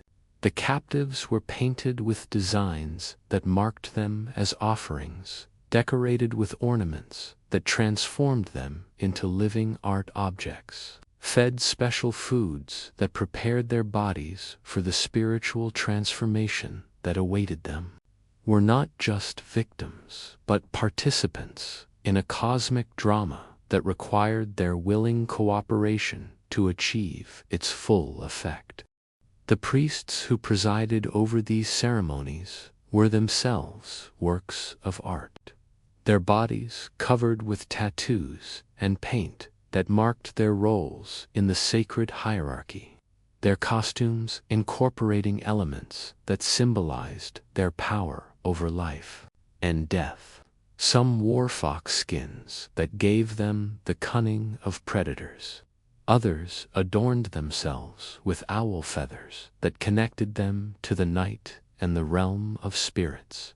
Their faces were often hidden behind masks that represented the supernatural beings they embodied during the rituals, transforming them from individual humans into forces of cosmic significance.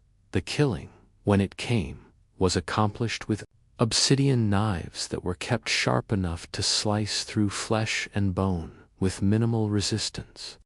But the death of the captives was not the end of the ceremony yet, was the climactic moment in a performance that continued until every drop of blood had been collected. Every organ had been examined for omens, every scrap of flesh had been distributed to participants who consumed it as communion with the divine forces that governed their world.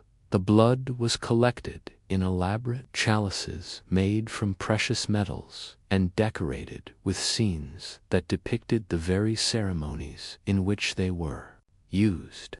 These vessels were works of art so sophisticated that they rival the finest achievements of goldsmiths anywhere in the world. Yet they were designed for a single purpose: to hold the life essence of human beings as it flowed from their opened bodies. The priests would drink from these chalices while the blood was still warm, believing that in consuming the life force of the sacrificed, they were taking into themselves the spiritual power necessary to maintain the balance between human civilization and the chaotic forces of nature. The bodies of the sacrificed were not simply discarded, but were incorporated into the architecture of the temples themselves. Their bones mixed with adobe to create bricks that were literally built from human remains, their flesh buried in foundation deposits that consecrated the sacred spaces with the most powerful offerings possible. The wakas thus became not just temples but tombs, not just places of worship but monuments to the thousands of lives that had been offered to ensure the continued favor of the gods.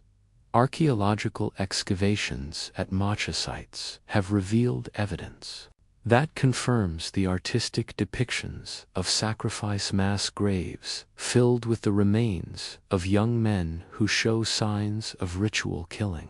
Ceremonial knives still stained with ancient blood, pottery vessels that contained traces of human tissue, wall paintings that depict priests drinking from cups filled with what can only be human blood. The evidence is so overwhelming that even scholars initially skeptical of the historical accuracy of mocha art have been forced to acknowledge that these ceremonies actually occurred, that an entire civilization organized itself around the regular offering of human lives to supernatural forces whose favor was considered essential for survival. The Spanish conquistadors, who eventually encountered the remnants of Mocha civilization, were simultaneously fascinated and horrified by the evidence of human sacrifice they found. Their own Catholic faith included the symbolic consumption of Christ's blood in the Eucharist, but they drew a sharp distinction between metaphorical and literal blood drinking, between spiritual and physical communion with the divine. The mocha practices seemed to them evidence of diabolic possession, proof that the indigenous peoples of the Americas were in need of salvation from spiritual practices that could only have been inspired by Satan himself. Yet modern anthropologists and historians have developed more nuanced understandings of mocha sacrifice, seeing it not as mindless brutality, but as sophisticated religious technology designed to maintain social cohesion and cosmic order in a harsh environment where survival was never guaranteed.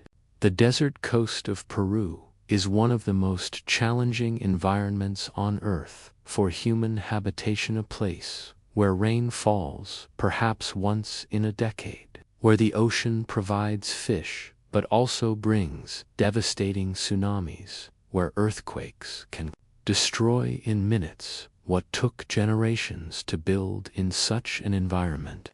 The ability to predict and influence natural forces was literally a matter of life and death.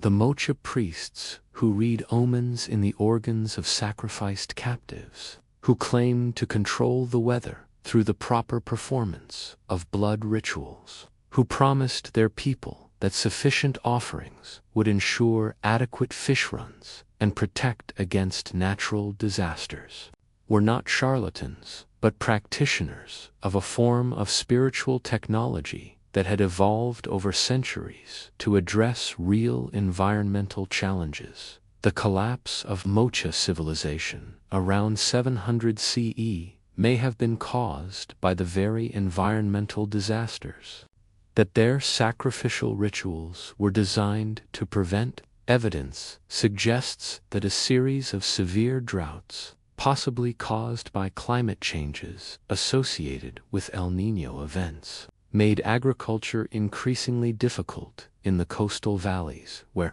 the Mocha had built their irrigation systems. The priests, who had promised that human sacrifice would ensure adequate water, may have found their credibility undermined when the rains failed to come, despite increasingly elaborate offerings. The end of regular human sacrifice among the Mocha did not mean the end of their understanding that the gods required blood offerings.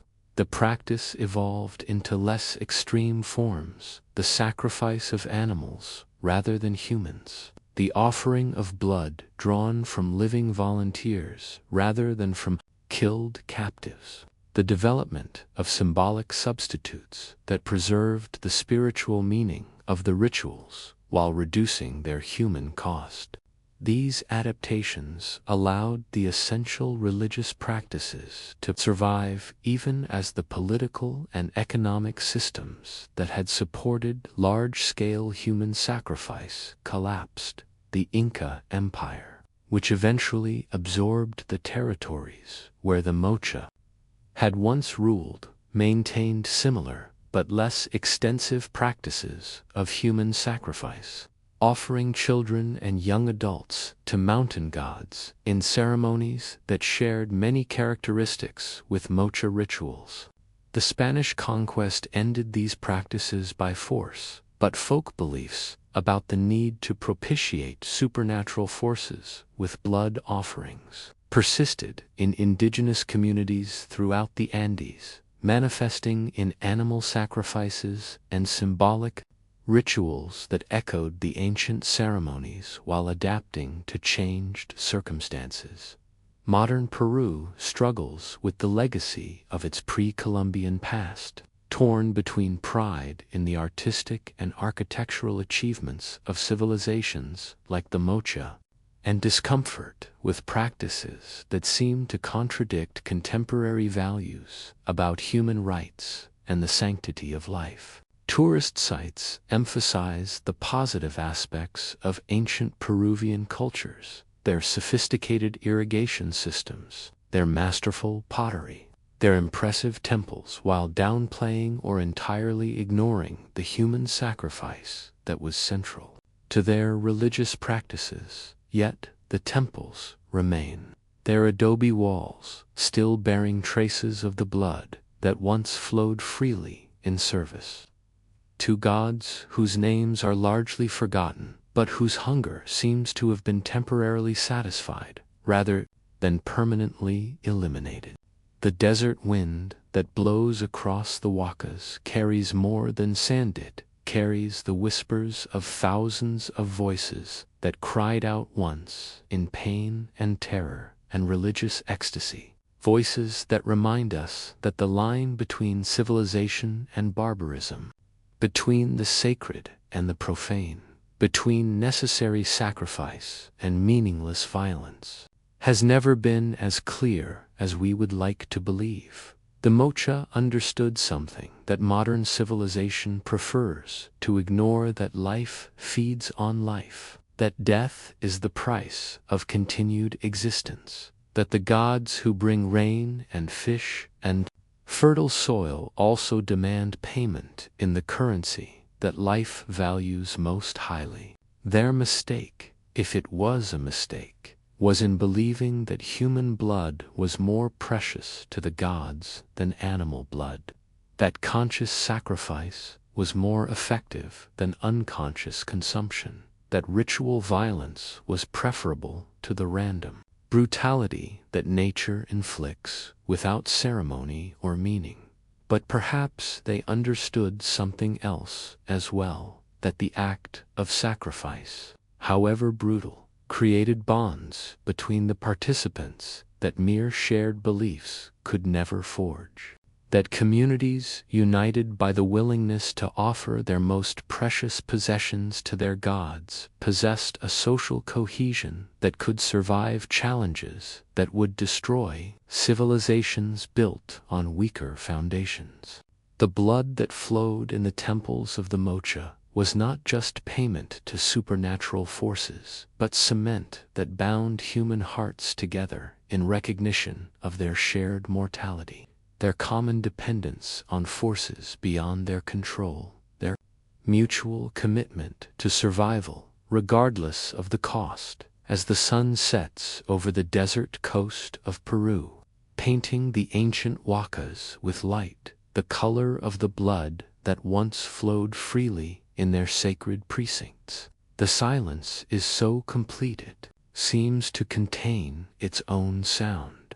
But for those who know how to listen, who understand that some truths can only be heard by hearts brave enough to acknowledge them, the silence speaks of sacrifice and survival, of love expressed through violence, of gods who demanded everything, and humans who found the courage to give it, of civilizations that burned brightly precisely because they understood that light requires fuel, that beauty demands sacrifice, that the most precious things in existence are precious precisely because they can be lost, precisely because they can be given away, precisely because they can be transformed through suffering into something that transcends both the giver and the gift.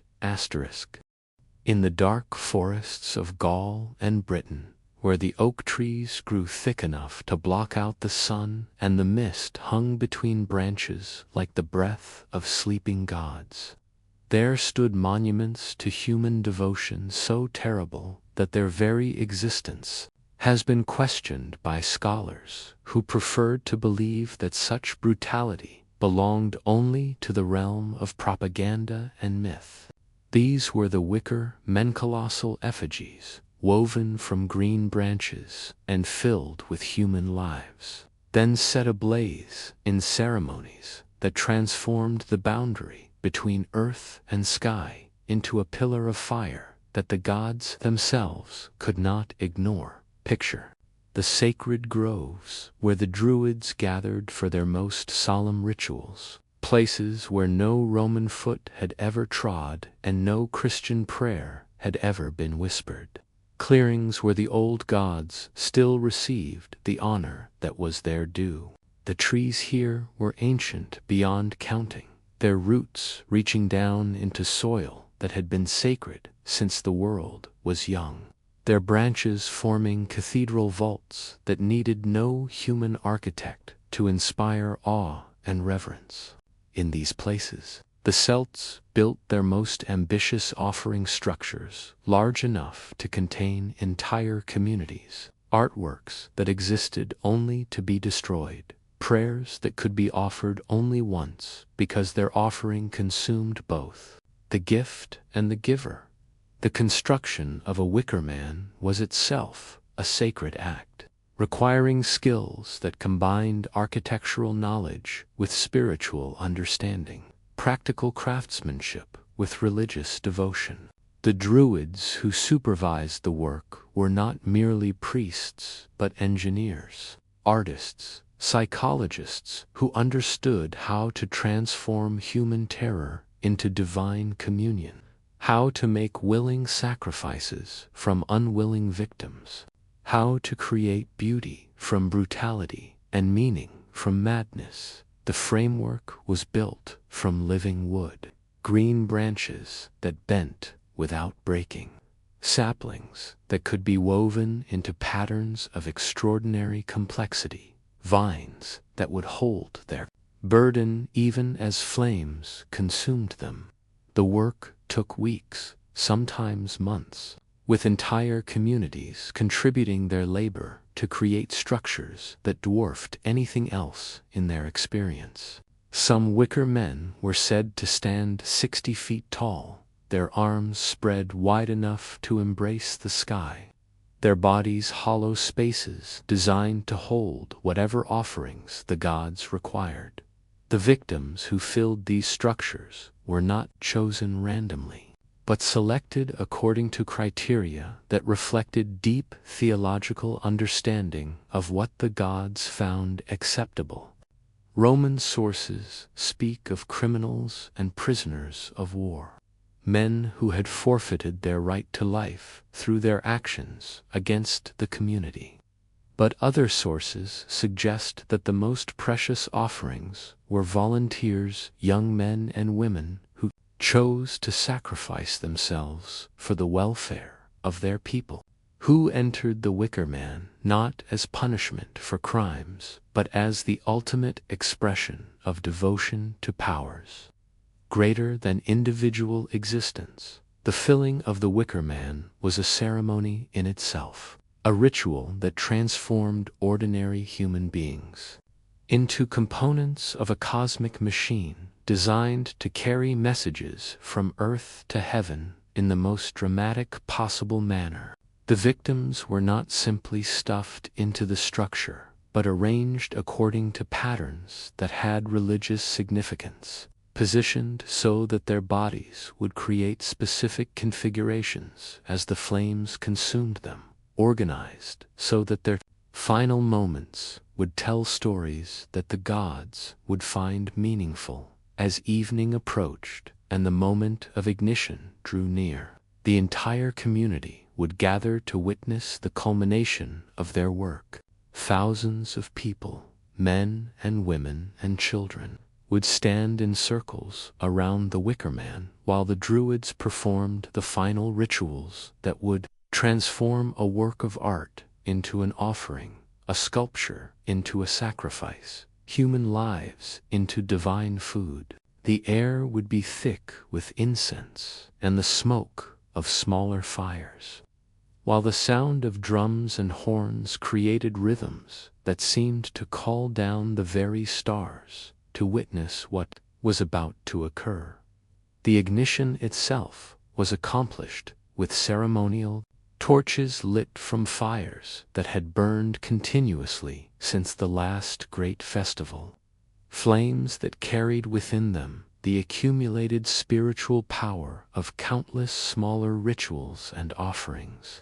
The Druids would approach the wicker man from different directions simultaneously, their torches touching the dry tinder that had been placed at strategic points throughout the structure, their movements choreographed to ensure that the fire would spread evenly and completely, consuming everything within the wooden framework before any victim could escape through death or unconsciousness. The burning was said to be visible for miles, a beacon that announced to gods and men that the Celts had not forgotten their obligations. that they remained willing to pay whatever price their deities demanded for continued protection and prosperity. The flames rose higher than the tallest trees, creating columns of fire and smoke that seemed to connect earth directly to heaven. While the sounds that emerged from the burning structure, the crackling of wood, the screaming of victims, the collapse of the framework itself, combined into a symphony of destruction that was somehow more beautiful than any music created by human instruments. The Roman writers who described these ceremonies were clearly both fascinated and horrified by what they claimed to have witnessed. Julius Caesar, in his commentaries on the Gallic War, wrote that the Druids believed human sacrifice was necessary to appease their gods, that they constructed enormous effigies which they filled with living men and set on fire, creating spectacles of such terrible grandeur that even Roman soldiers, hardened by years of warfare, found them difficult to watch. Strabo and other historians provided similar accounts, describing rituals so extreme that they seemed to belong more to nightmare than to any recognizable form of religious practice. But modern scholars debate whether these accounts were accurate or merely propaganda designed to justify Roman conquest of Celtic territories. The Romans had their own reasons for portraying the Druids as savage barbarians, whose practices were so abhorrent that civilized people had no choice but to destroy them. The Wicker Man ceremonies, if they existed at all, may have been rare events rather than regular occurrences, or they may have been entirely fictional, stories created to demonize enemies whose real crime was their resistance to Roman rule. Archaeological evidence for Wicker Man sacrifices is limited and ambiguous. The materials from which such structures would have been built, wood and wicker, rope and vegetation, decompose quickly and leave little trace in the archaeological record. Sites that show evidence of large fires and human sacrifice exist throughout the Celtic world, but it is impossible to determine whether these were the remains of Wicker Man ceremonies or of other forms of ritual burning.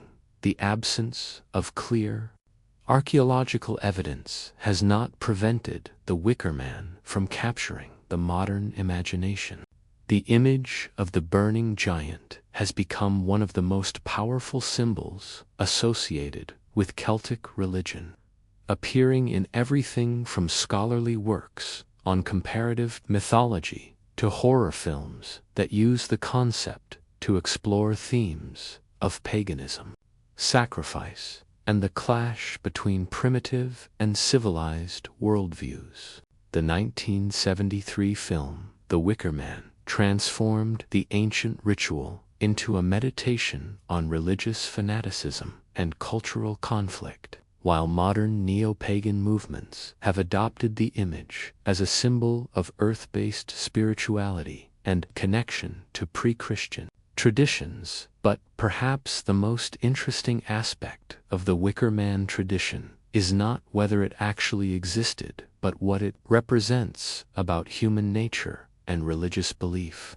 The idea that communities might be willing to construct elaborate death machines, that they might fill these structures with living people, that they might then burn everything in honor of invisible gods, speaks to something profound about the human capacity for both creation and destruction, for both devotion and brutality, for both artistic achievement and moral blindness. The Wicker Man embodies the paradox at the heart of all religious sacrifice, the belief that death can serve life, that destruction can be creative, that the gods who demand our highest offerings are also the gods who provide our greatest blessings.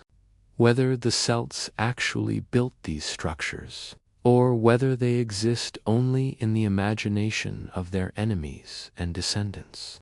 They represent a truth about human nature that transcends historical accuracy, the truth that we are capable of transforming even our most terrible impulses into expressions of sacred meaning, that we can find beauty in brutality and devotion in destruction, that the line between civilization and savagery runs not between cultures, but through the heart of every human being who has ever struggled to understand what the gods require, and whether we have the courage to provide it. The forests of ancient Europe are gone now, cut down to build ships and cities, cleared to make room for farms and factories.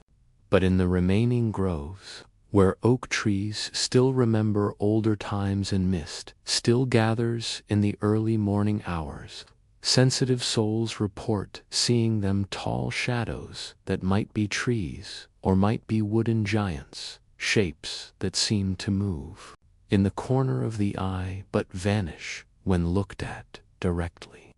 Presences that carry with them the scent of smoke and the sound of voices crying out in languages that have not been spoken for more than 1,000 years.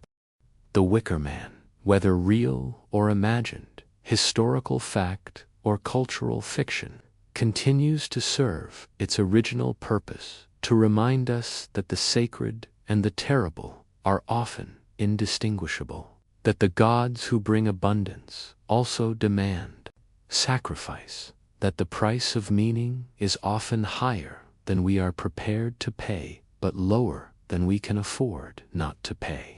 In the end, perhaps that is the most important truth that the burning giants teach us, not that such rituals were necessary or justified, but that the human heart is capable of finding significance in suffering, meaning in madness and beauty, in the very brutality that civilized society works so hard to suppress and forget. As summer nights darken over the landscapes where wicker men may once have burned, the wind carries more than the scent of growing grain and blooming flowers. It carries the memory of smoke and flame, the echo of voices raised in prayers so desperate they required human lives as punctuation, the whisper of gods whose hunger was so vast that only the complete destruction of their most elaborate offerings could begin to satisfy their cosmic appetite for devotion,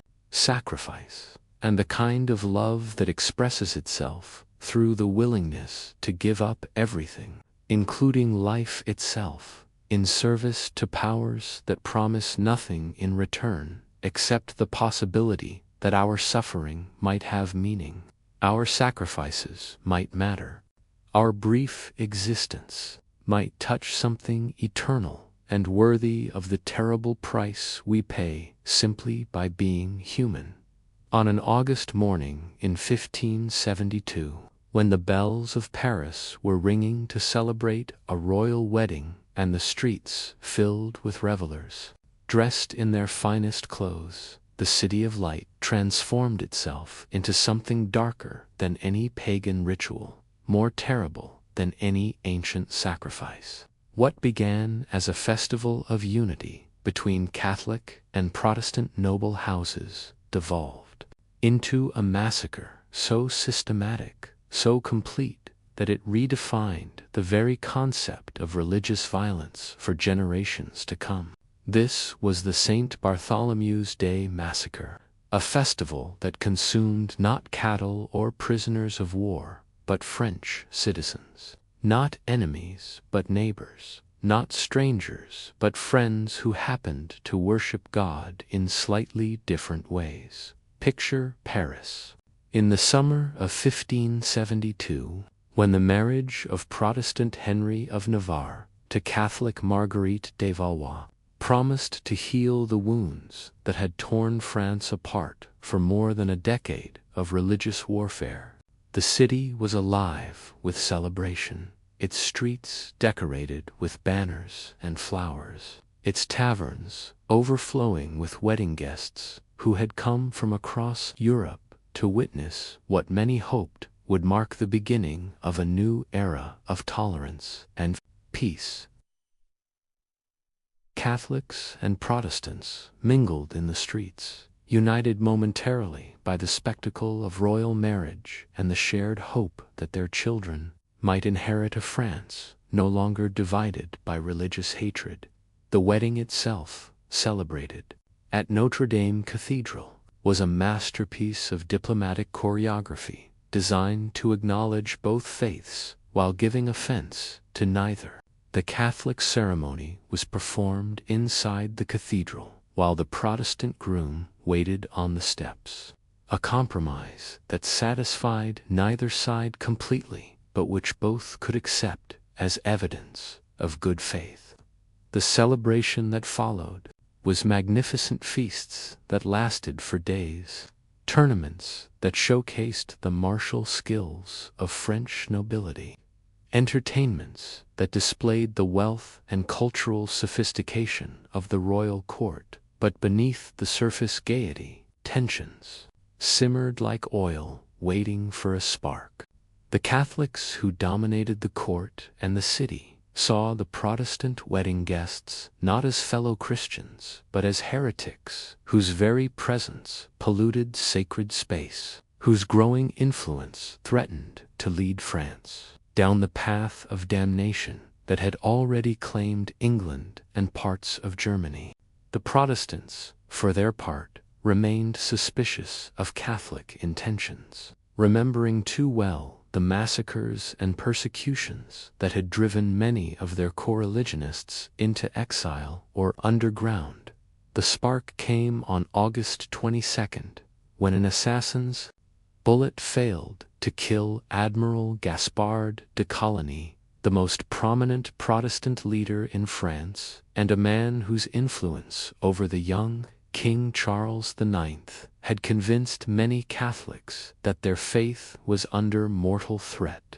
The failed assassination created a crisis that threatened to explode into renewed civil war, with Protestant nobles demanding justice and Catholic extremists calling for decisive action against heretical influences at court in the tense hours that followed the assassination attempt.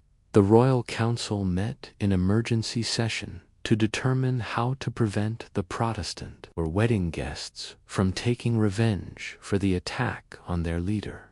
The discussions were secret, the participants' exact words lost to history. But the decision that emerged was one that would haunt France for centuries: the systematic elimination of Protestant leadership through what would appear to be a spontaneous uprising of Catholic popular fury. The massacre began in the early hours of August 24th, the feast day of Saint Bartholomew, when the bells of Paris began to ring not for morning prayers but as the signal for slaughter. Armed Catholics poured into the streets, their weapons blessed by priests who proclaimed that killing heretics was not murder but holy work, their actions sanctified by royal authority that transformed personal hatred into state policy.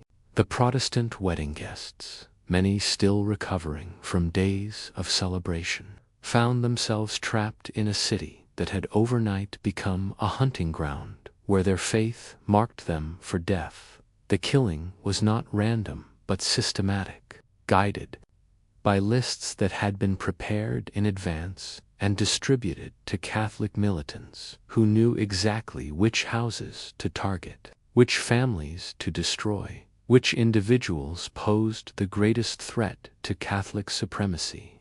Admiral Coligny, recovering from his wounds in his residence, was murdered in his bed and his body thrown from a window to the street below, where Catholic crowds mutilated it in rituals that seemed designed to erase not just his life but his very existence from the world.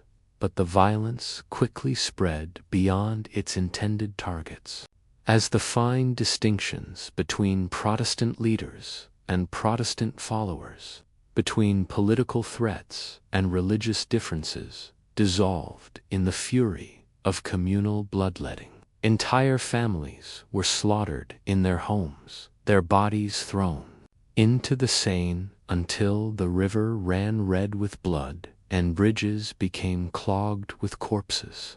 Children were killed alongside their parents, servants alongside their masters, in orgies of violence that seemed to intoxicate participants with their own brutality. The massacre lasted for 3 days in Paris, spreading from there to other French cities where local Catholics took the events in the capital as license to settle their own scores with Protestant neighbors.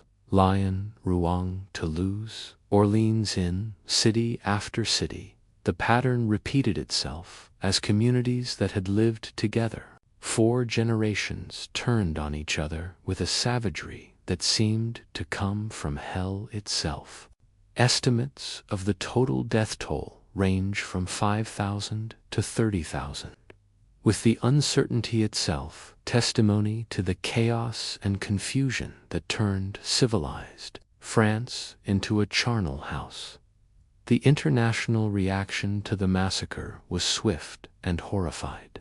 Protestant nations across Europe saw in the events of St. Bartholomew's Day evidence of Catholic treachery and bloodthirstiness, proof that peaceful coexistence with Rome was impossible. Catholic powers, for their part, were divided between those who celebrated the elimination of heretical influence and those who recognized that the massacre had damaged France's reputation and destabilized the delicate balance of European politics. Pope Gregory XIII ordered special TEDM services to celebrate the massacre, and commissioned Giorgio Vasari to paint frescoes commemorating the event in the Sistine Chapel, artistic works that transformed mass murder into religious triumph.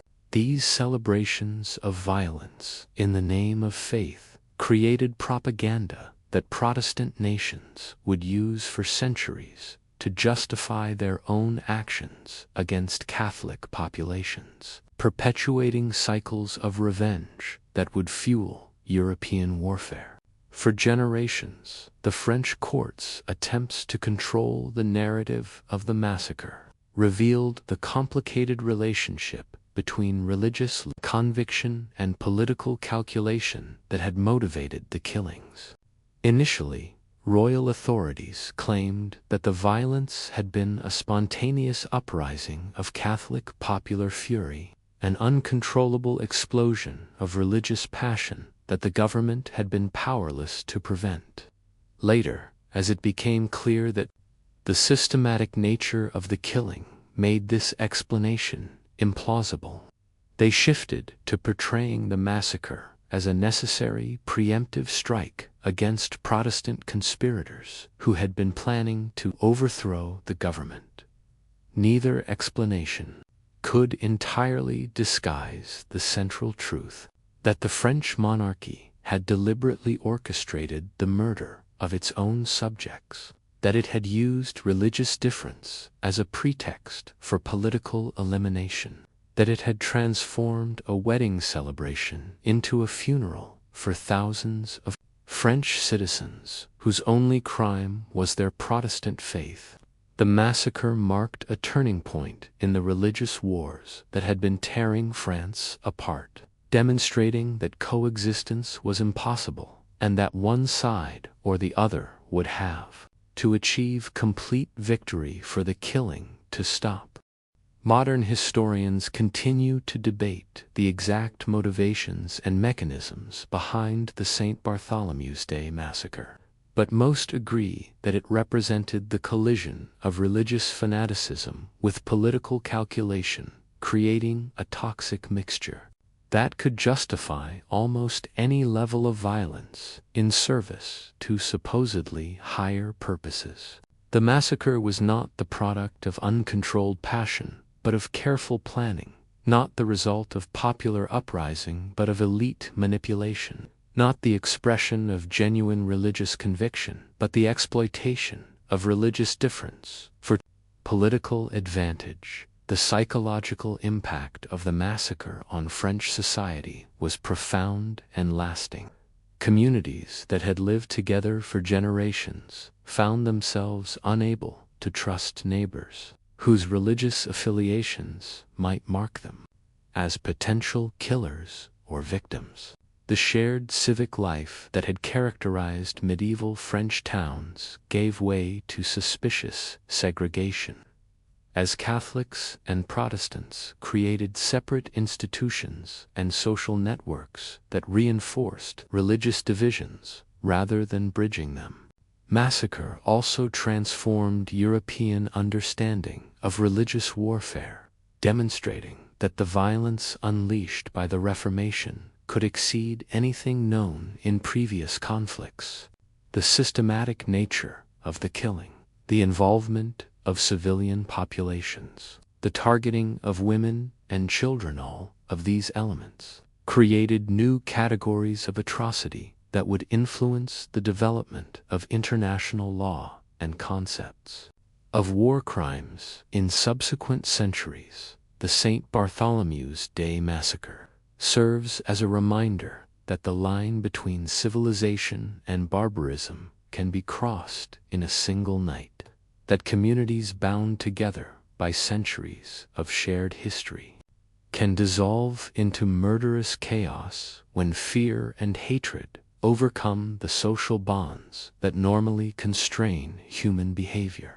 The bells that rang across Paris on that August morning were not calling the faithful to prayer, but summoning them to participate in rituals of violence that transformed neighbors into enemies, wedding guests into corpses, a city of light into a theater of darkness that still haunts the European imagination. The massacre also demonstrates how religious festivals and celebrations can be transformed into occasions for violence, how the same communal energies that create joy and solidarity can be redirected toward destruction and death. The wedding that was supposed to heal France's divisions became the occasion for deepening them beyond repair, proving that good intentions and careful planning are no guarantee against the human capacity for transforming hope into horror, love into hatred, celebration into slaughter. As night falls over modern Paris, where the Seine flows quietly past monuments to human achievement and the bells of Notre Dame ring only for prayers and celebrations, the ghosts of St. Bartholomew's Day remain hidden in the shadows of narrow streets, whispering reminders that civilization is more fragile than we like to believe, that the capacity for systematic violence lies dormant in even the most sophisticated societies, waiting for the right combination of fear and fanaticism to awaken it from its slumber and transform our neighbors into our executioners, our festivals into our funerals, our highest aspirations into our deepest shames, deep beneath the streets of Rome, where the Colosseum's broken arches still cast shadows that remember the taste of blood. There lie the foundations of an empire, built not just on conquest and law, but on the systematic transformation of death into entertainment, suffering into spectacle, human terror into public amusement. The gladiatorial games were more than brutal sports. They were religious festivals disguised as secular entertainment, sacrificial rituals hidden beneath the veneer of athletic competition, ceremonies that fed the Roman soul's hunger for transcendence through the consumption of other people's agony. Picture the Colosseum on a day when 50,000 Romans gathered to watch men die for their amusement, when the sand of the arena was raked fresh to absorb the blood that would soon flow in rivers. When the underground chambers beneath the amphitheater floor echoed with the prayers and curses of gladiators. Who knew that sunset might find them feeding the lions or lying butchered beneath the cheering crowd? This was not merely a building, but a machine for producing death, a temple where the gods of war and fate received their daily offerings of human flesh, and Roman citizens communed with forces that civilized society preferred to keep safely abstract. The games began at dawn with the Venetians' hunts, where exotic animals were slaughtered by professional beast fighters or torn apart by other beasts, while the crowd roared its approval. Elephants and lions, bears and crocodiles, creatures brought from the furthest reaches of the empire to die for the entertainment of people who would never see their native habitats. These morning spectacles served as warm-up acts for the main event, whetting the audience's appetite for blood while demonstrating Rome's power to command not just human lives but the very forces of nature itself. The executions came at midday, when criminals condemned to death were dispatched in ways designed to provide maximum entertainment value. They were crucified or burned alive, fed to wild animals, or forced to reenact mythological scenes that ended in their actual deaths. Some were dressed as legendary figures and killed in the manner that the stories dictated, burned alive as Hercules, torn apart as Orpheus, destroyed in whatever way would best satisfy the crowd's desire for educational entertainment that combined moral instruction with visceral pleasure. But it was the afternoon gladiatorial contests that provided the true climax of the day's festivities, when trained fighters faced each other in combats that could end only with death, or the crowd's merciful decision to spare the defeated. These were not random acts of violence, but carefully choreographed performances, battles between different fighting styles and traditions that represented in miniature the conquest and absorption of foreign peoples that had built the Roman Empire. The gladiators themselves came from every corner of the known world: Thracians and Germans, Gauls and Britons, Syrians and Africans, men who had been enslaved in Rome's wars and retrained as performers in Rome's theaters of death. They fought with weapons and techniques from their homelands, creating spectacles that educated Roman audiences about the peoples they had conquered, while demonstrating the superiority of Roman organization and training that could transform barbarian warriors into disciplined entertainers. The religious dimension of the games was always present, but rarely acknowledged directly. The contests were held on religious holidays and dedicated to gods who required blood offerings for their continued favor. The gladiators swore oaths to Mars and Nemesis, deities who governed war and vengeance, while the sand of the arena was considered sacred ground where the boundary between life and death became permeable and messages could be sent to the underworld. Through the medium of violent death, the emperor who presided over the games served as both secular ruler and high priest of the death cult that the amphitheater represented. His thumb gesture up or down determined whether defeated gladiators lived or died, making him literally the arbiter of life and death, the human representative of the cosmic forces that governed existence. The crowd's roar when he rendered judgment was not merely approval or disapproval, but participation in divine decision-making, the voice of the Roman people serving as the voice of the gods themselves. The economic impact of the games on Roman society was enormous. Wealthy citizens competed to sponsor the most elaborate spectacles, bankrupting themselves to win popular approval and political advancement. The gladiator schools required massive investments in facilities, trainers, medical care, and the constant acquisition of new fighters to replace those who died in the arena. Entire industries existed to support the game's animal trappers who supplied exotic beasts, weapon makers who crafted specialized equipment, physicians who tried to keep fighters alive long enough to provide good entertainment. The psychological impact was even greater. The games provided Roman citizens with regular opportunities to witness death without dying, to experience the ultimate human drama from the safety of the stands, to confront their own mortality through the controlled consumption of other people's destruction.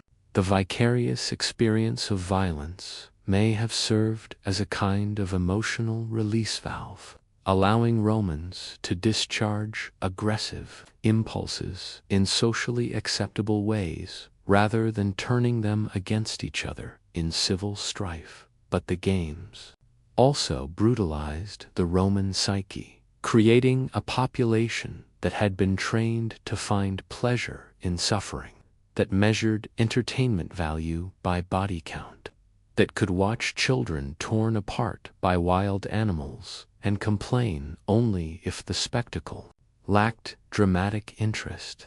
The same people who created sublime poetry and sophisticated law also created institutions for the industrial production of human misery, revealing the capacity of advanced civilizations to combine cultural achievement with moral blindness. The rise of Christianity created the first serious opposition to the gladiatorial games, though the new religion's victory was neither quick nor complete. Christian emperors like Constantine continued to sponsor games while officially of them caught between their personal beliefs and the political necessity of keeping Roman populations entertained. The last recorded gladiatorial combat occurred in 435 CE, but animal hunts and executions continued in Roman amphitheaters for centuries afterward.